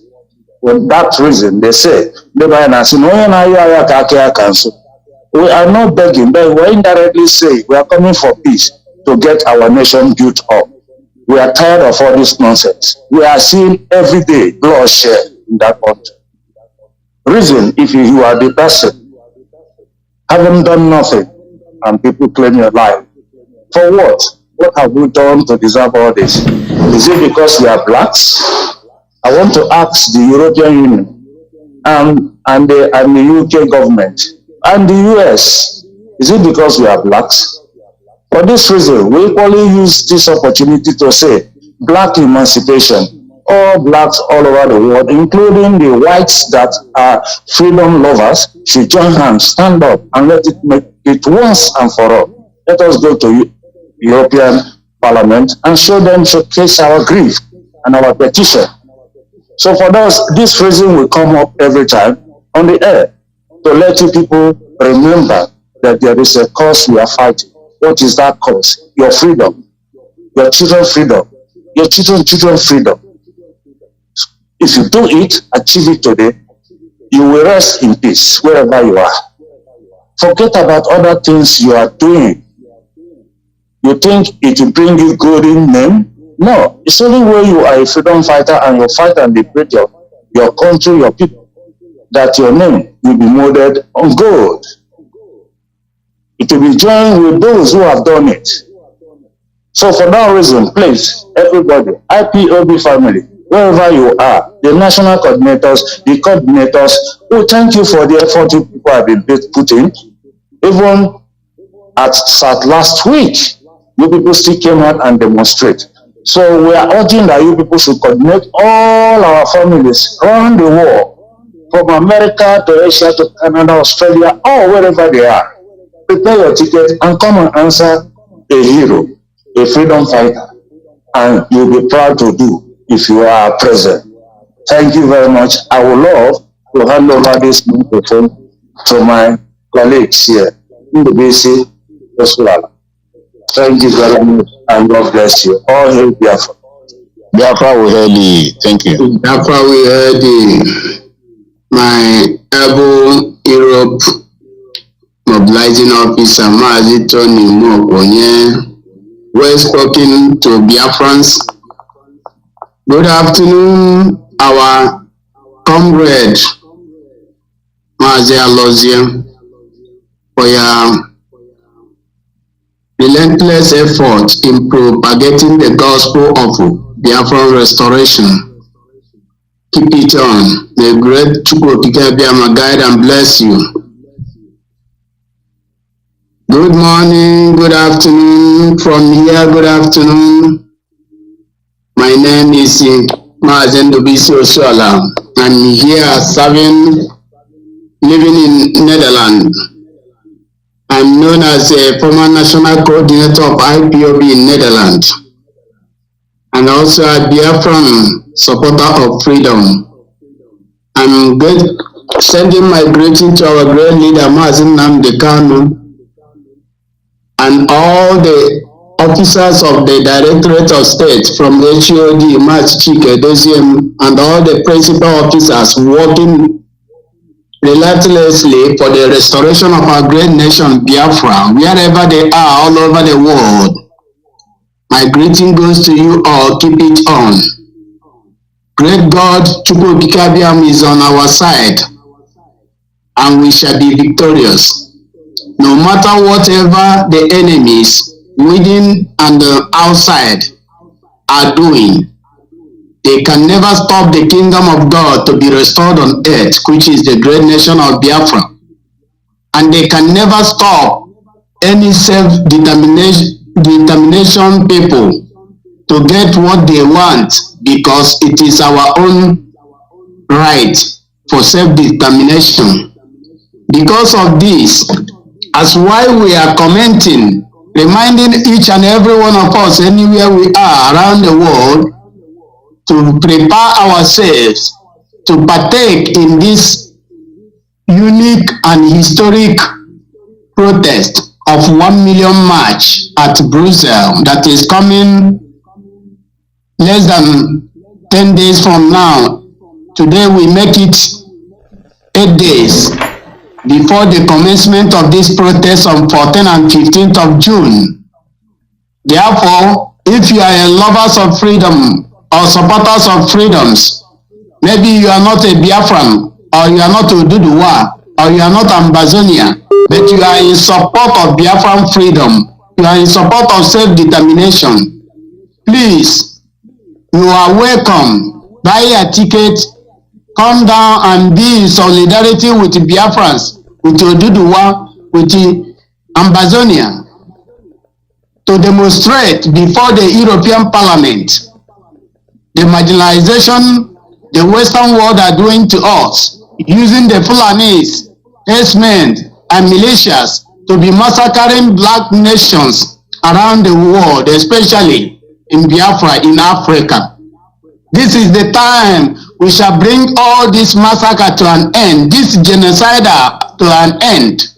We need freedom, we need equality, we need to restore our nations in order to become what God had predestined for us to be in this side of the continent of the world, because the world all we are created by God alone, and only Him, Supreme God, we have all preeminence and blessings and all glory. There is no other man nor other woman. We thank all those who are working assiduously to support for this our freedom. This day, we want to remind all our members, those who have not been listening to our programs, for all the committee of this 5-man, 1 million committee of 5-man, which we have been proceeding since almost a month now, but it is coming to in fulfillment. We want you to be a supporter of freedom, not a destroyer of freedom. Whether you are in Africa, remember that our home is the best. And now we had a sad news of yesterday massacre at Ondo State, where the people are conducting their service in the church, and the massacre of the herdsmen and Fulani and foreign machineries that have been imported by the politicians went in and massacred over 85 people and injured uncountable numbers. Now, this morning, we got another sad news from the border of Kogi State and Enugu. There have been invasion of herdsmen's massacres of those foreign Fulanis and missionaries from the west. They have invaded one community and massacred over 100 people, and they are all dead. What sort of life is this when the Western world will make a blind eye, seeing the black race being eradicated because of their selfish interests? We say no, and that is the purpose of proceeding to this 1 million march in Brussels, to demonstrate and tell the European Union that enough of this genocide. Therefore, Biafra need to be free, Ambazonia need to be free, Oduduwa need to be free, and all the subjugated nations around the world need to be free, because self-determination is equal for every man, for every humanity, for every race. Enough of all this. We are sad for hearing the genocide that is going on day and night in Biafra land, in Oduduwa land, in Ambazonian land. We say no.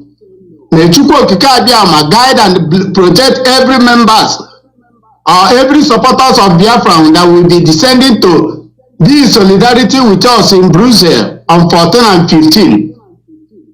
May God guide each and every one of us. May God guide Biafrans. May God greatly protect our great leader, Mazi Nnamdi Kanu. Protect his family. Protect each and every one of us.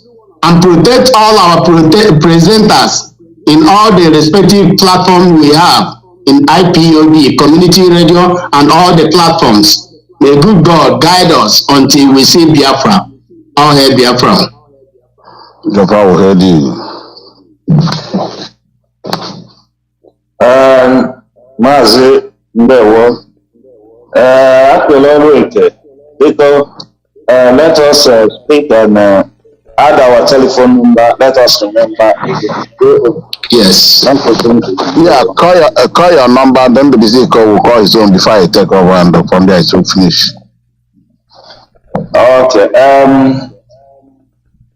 For no waiting time, I saw Biafrans all over the world, wherever you are coming from, we have some numbers that you have to contact. My name still remains Mazi Anthony Mokunye, the chief mobilizing European officer, and I would like to leave my personal number for your contact in case of any inquiry. Thereby, my number goes in this form: +39 320 721 5826. +39 320 721 5826. Mazi Anthony Ndewo. Mazi Ndewo, please. Your number, please. My phone number is Mazi Ndewo from Netherlands.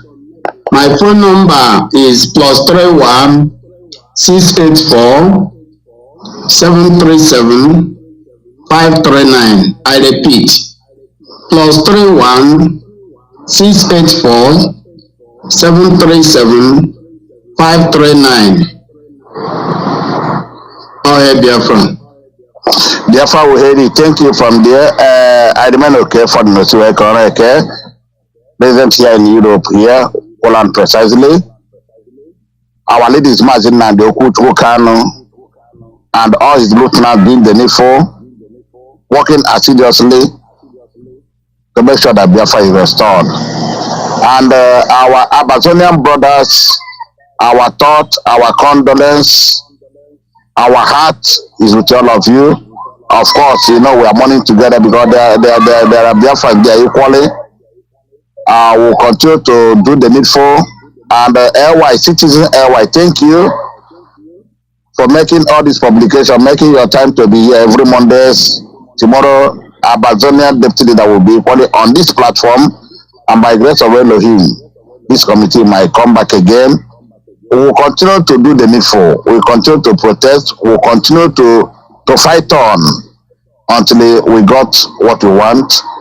My comrade, my brothers have spoken a lot. I will have to mention the hotel that are readily available now, and I encourage all of us to continue to book, make your bookings and reservations in Brussels. All these hotels are very, very close. Brussels is a very small place, and we still have Rohi resident, R-O-H-I, Rohi is resident, a kind of hotel, whatever. And you have Ibis Hotel, you have a Continental Hotel, and there is another hotel that is as good as $50 to $60 or euros. This is Manhattan, Manhattan, Manhattan Hotel. All of them are Brussels. And like our Deputy European rep emphasized in the morning, you know, all of you coming, especially those our brothers and sisters coming from American continent and Canada's, please make sure you leave to airport on time because there may be conditions from where you are coming from, so you don't lose your flight. For all of us here in Europe, we have ships, we have trains, we have buses, we have flights. Please do the needful and don't forget, from the national coordinator to the unit coordinator, please, we need that big flags. Make sure you have your flag with you because it will be very, very colorful. Everything is put in place. We have no cause to fear. The Brussels police, Belgian police, everything is intact. And if you are coming there with any incriminating something, saboteur, so be careful. So this is, we are in Europe. We are in Europe. We know all of you will come, but we are ready for all of you. Please, saboteurs, we are talking to all of you. Be very, very careful. As we are coming, our men will be mounted places. You will see them. Biafra security or 1 million man march come. The vest is there. You see all of us. You see people in everywhere you stop. You'll be directed. We did it 2017, but this is the word now. That was for Europe. We did it, so we are pleading and we are begging all of you that all road must lead to Brussels. Mas, we leave it here because we know our people will be calling, especially now that LY is online, and for information what is happening within and around Biafra and Oduduwa land. I remain correct. Thank you, Mazi ALOZIE. Jisike, Onyano Yuri, and Dewe. Thank you. From here, LY. Thank you, brother. Dewen. We drop from here.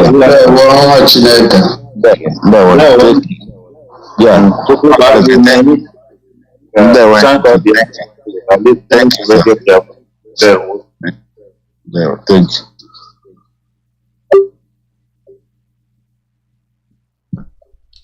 The call number is +14847670848. Live broadcast from Radio Biafra, USA. Citizen AY. Think we lost him. Let's see if we can reconnect with him. And it's what we're saying. There are a lot of insecurities The securities are so much that we no longer know who is who is doing what. You know, it's gotten to a point where people are very insensitive, very insensitive. They have no feelings for anybody. They commit a hell of a crime, and they say they are doing one Nigeria, and they're committing hell of a crime. We don't have room. I've been trying to reach you, but I don't know if you went off. Are you okay? You good? Yeah, you're still on. Hello? Yeah, you're still on. Okay. Okay, good. Okay, we'll carry on then. I was trying to do some more stuff, but obviously I've got more time. So ladies and gentlemen, we're going to switch around. We've been waiting for the call back from from my brother Mazi ALOZIE from Ipob discussing about a lot of issues, a range of issues.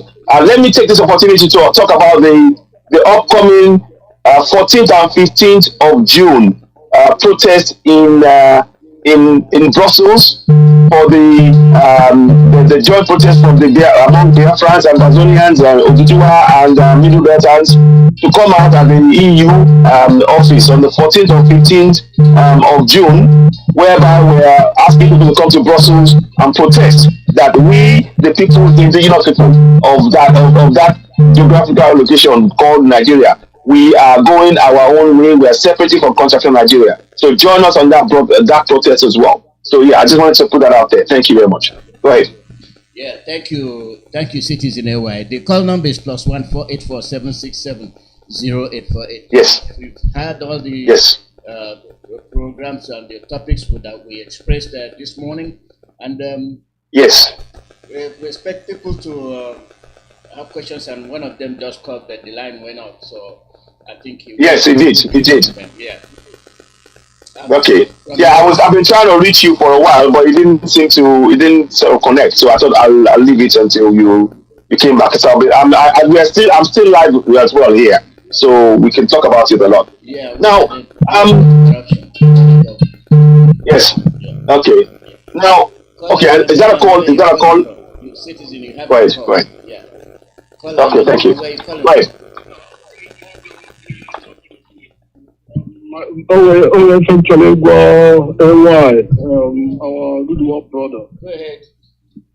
Hello. Yeah, I just want to, my brother, I just want to tell you something, and let it be printed in your mind.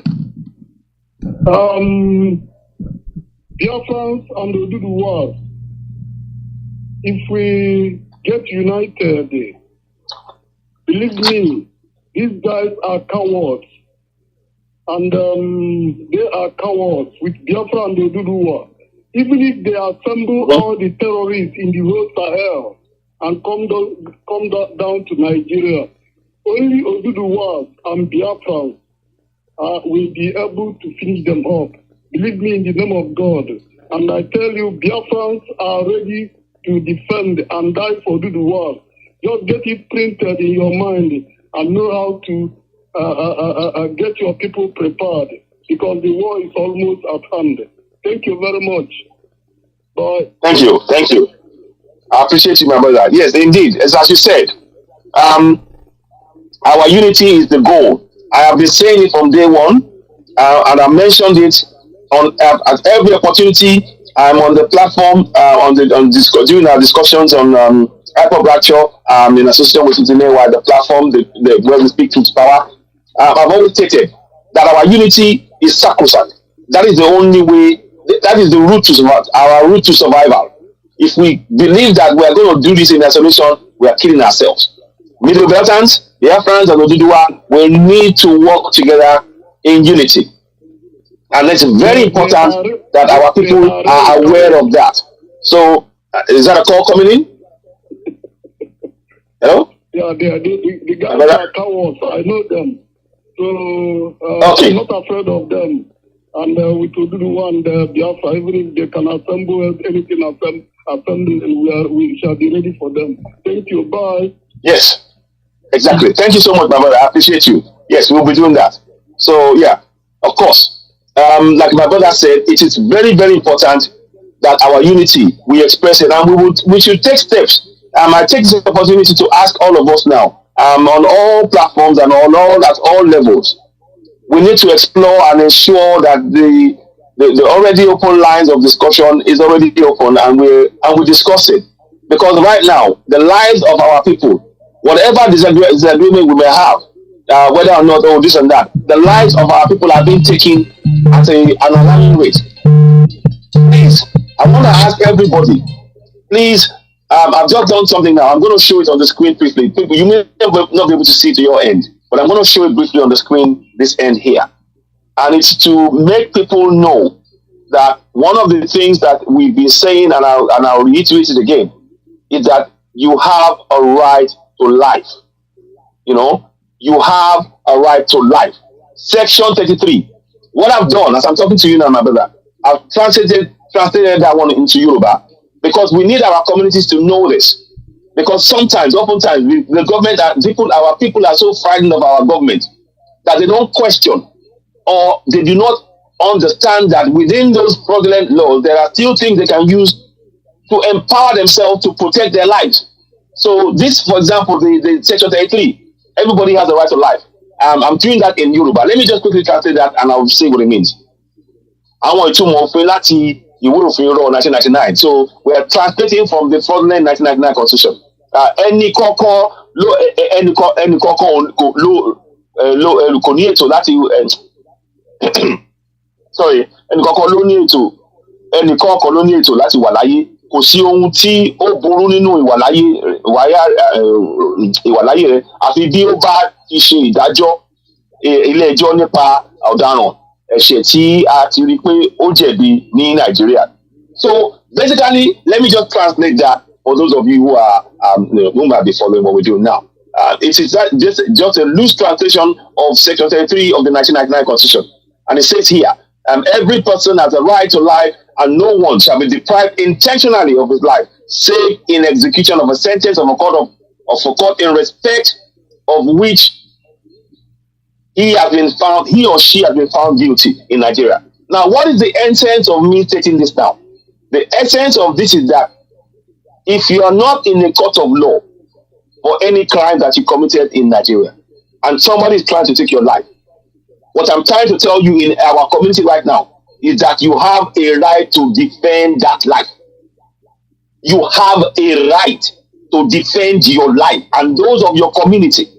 So the case of these people now coming into our community and killing us, if we have means and a plan in our communities as Yorubas, as Igbos, and Middle Belters, whereby we start looking out for these people, if we see that they're coming for our lives, we have the right to protect our lives collectively in our community. And that is very important for people to know. Many people may not know, because when they see a man with a gun and they say, oh, what do we do? What do we do? We are forgetting that they come into your community. Once you know that you have a right to life, you know within your community you can protect yourself. This is why this message is very, very, very important. So I'll stop there for now. Thank you very much, my brother. I hope people find that useful. Hello.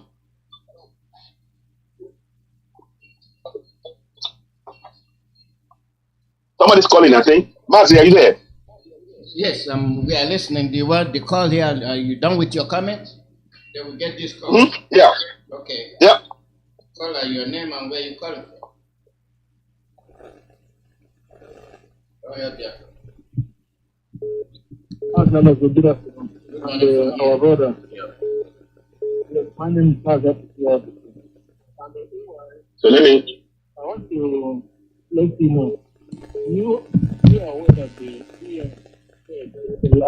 years ago that in 80 years time that Nigeria as a whole, the ordinary indigenous people that is in India is going to be wiped out from the map, and they are going to lose their land.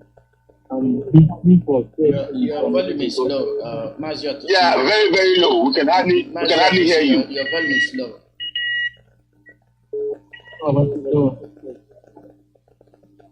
Can you hear me now? Yeah, it's better. Go ahead. Yeah, okay, good. You know that the United Nations said some years ago that every indigenous people in Nigeria are going to lose their land and their language. And they need to do something some years ago. Why our leaders started doing something?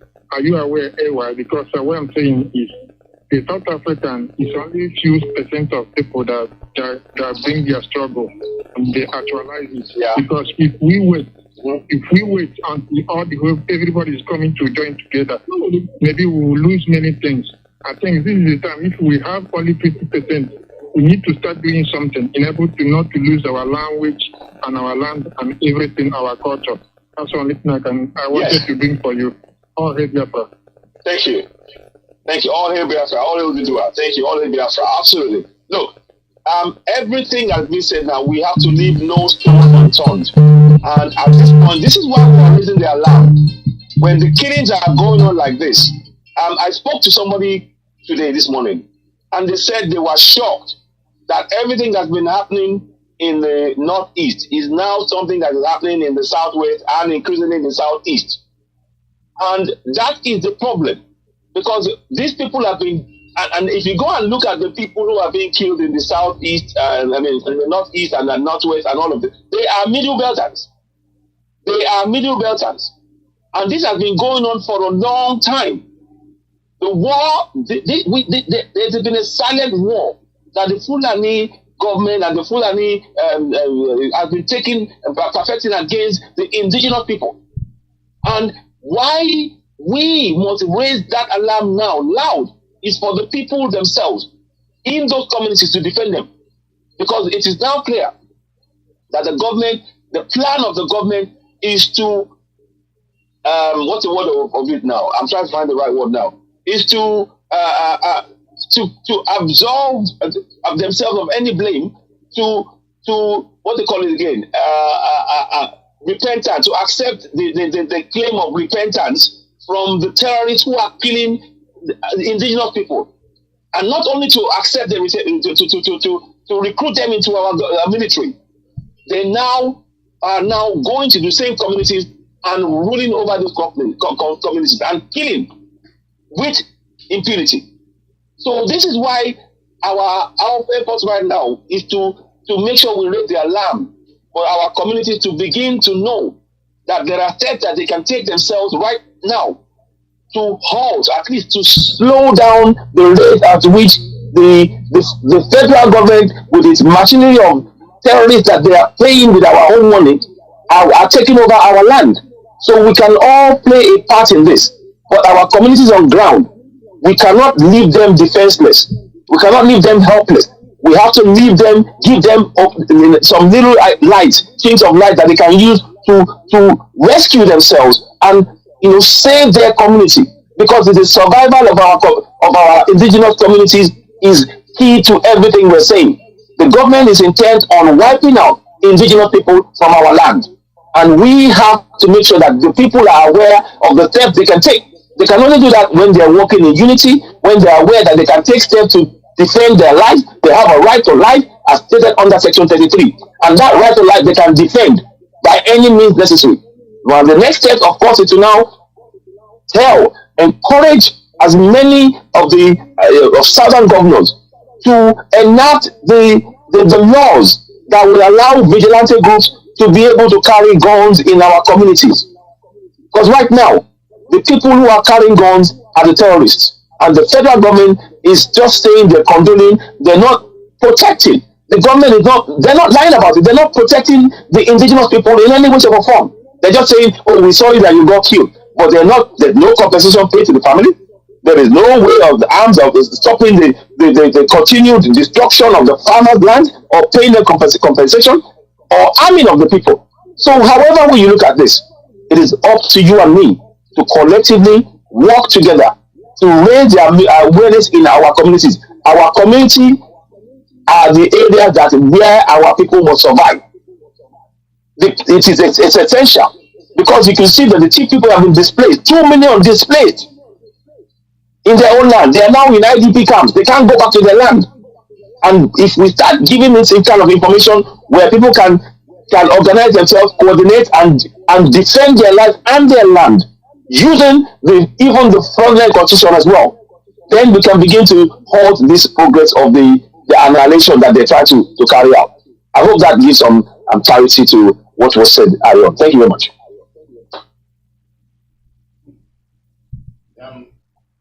So, yeah. The thing there is that the United Nations talking about the indigenous people disappearing.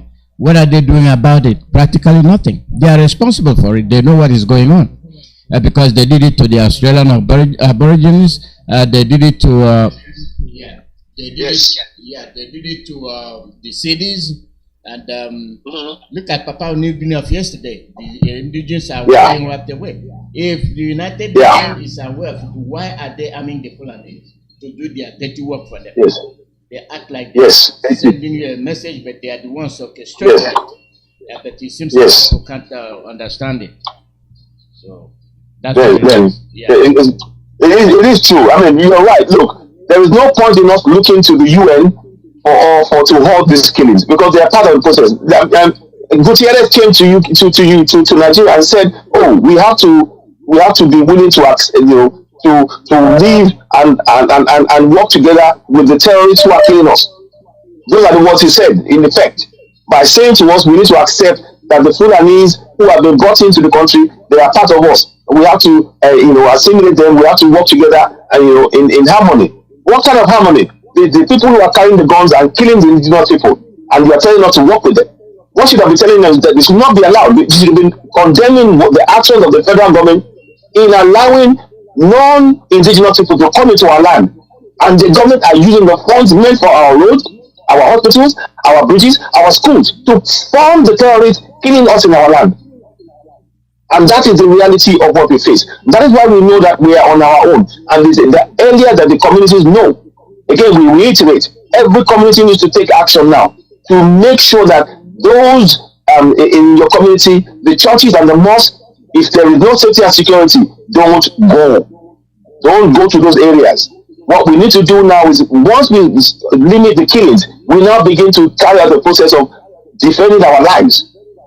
And we are insisting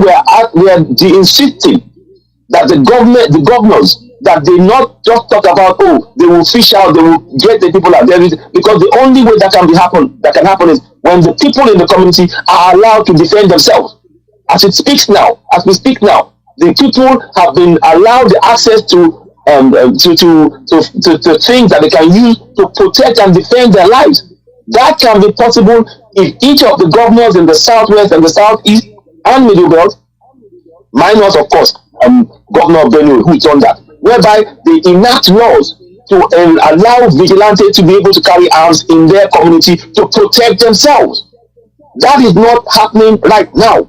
That is why we are urgently asking people to be aware of what is going on and to make sure that you know that you have a right to life in your community, and that right to life means that you have every right to defend each and every life that the Fulanis are trying to take.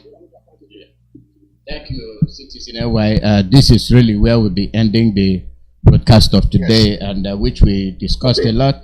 And next week we will do the same again. Thank you for your time. One more thing. Thank you. Before I go, one more thing.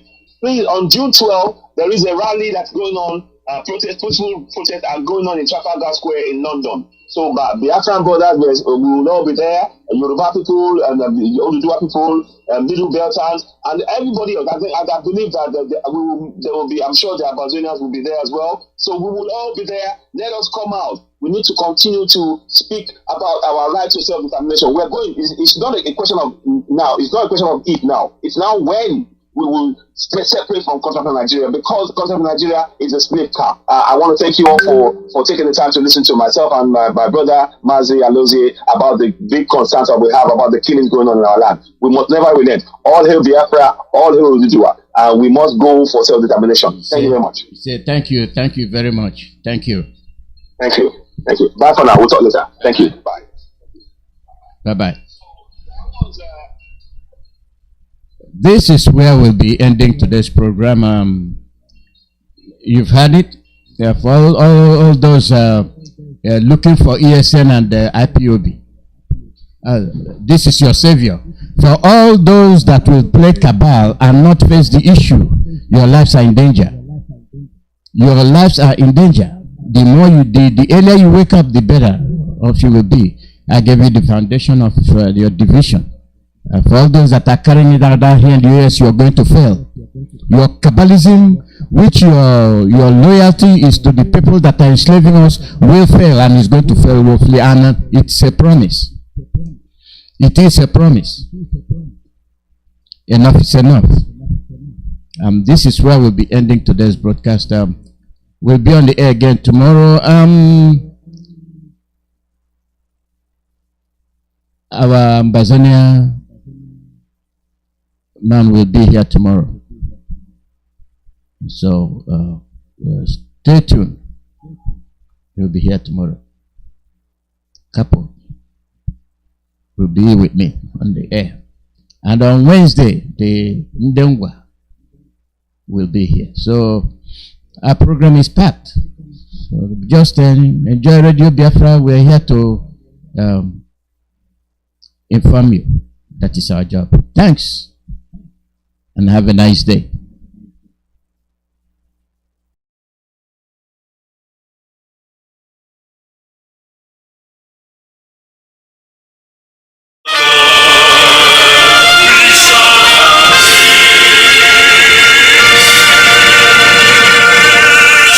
This is Constructive Argument on Radio Biafra with Mazi Onoha. Bring your argument and we've got the solution. Constructive Argument. We hit below the belt. Radio Biafra. We've got you covered. Alright, it is constructive argument, and of course we hit below the belt. What do we do in constructive argument, and what is it all about? It is a situation or platform where I, Mazi Onoha, plays the devil's advocate. I ask that hard questions that of course even the enemies of Biafra would like to ask, because we know we've got the answers and we know there is nothing to hide in this struggle. Do you know why?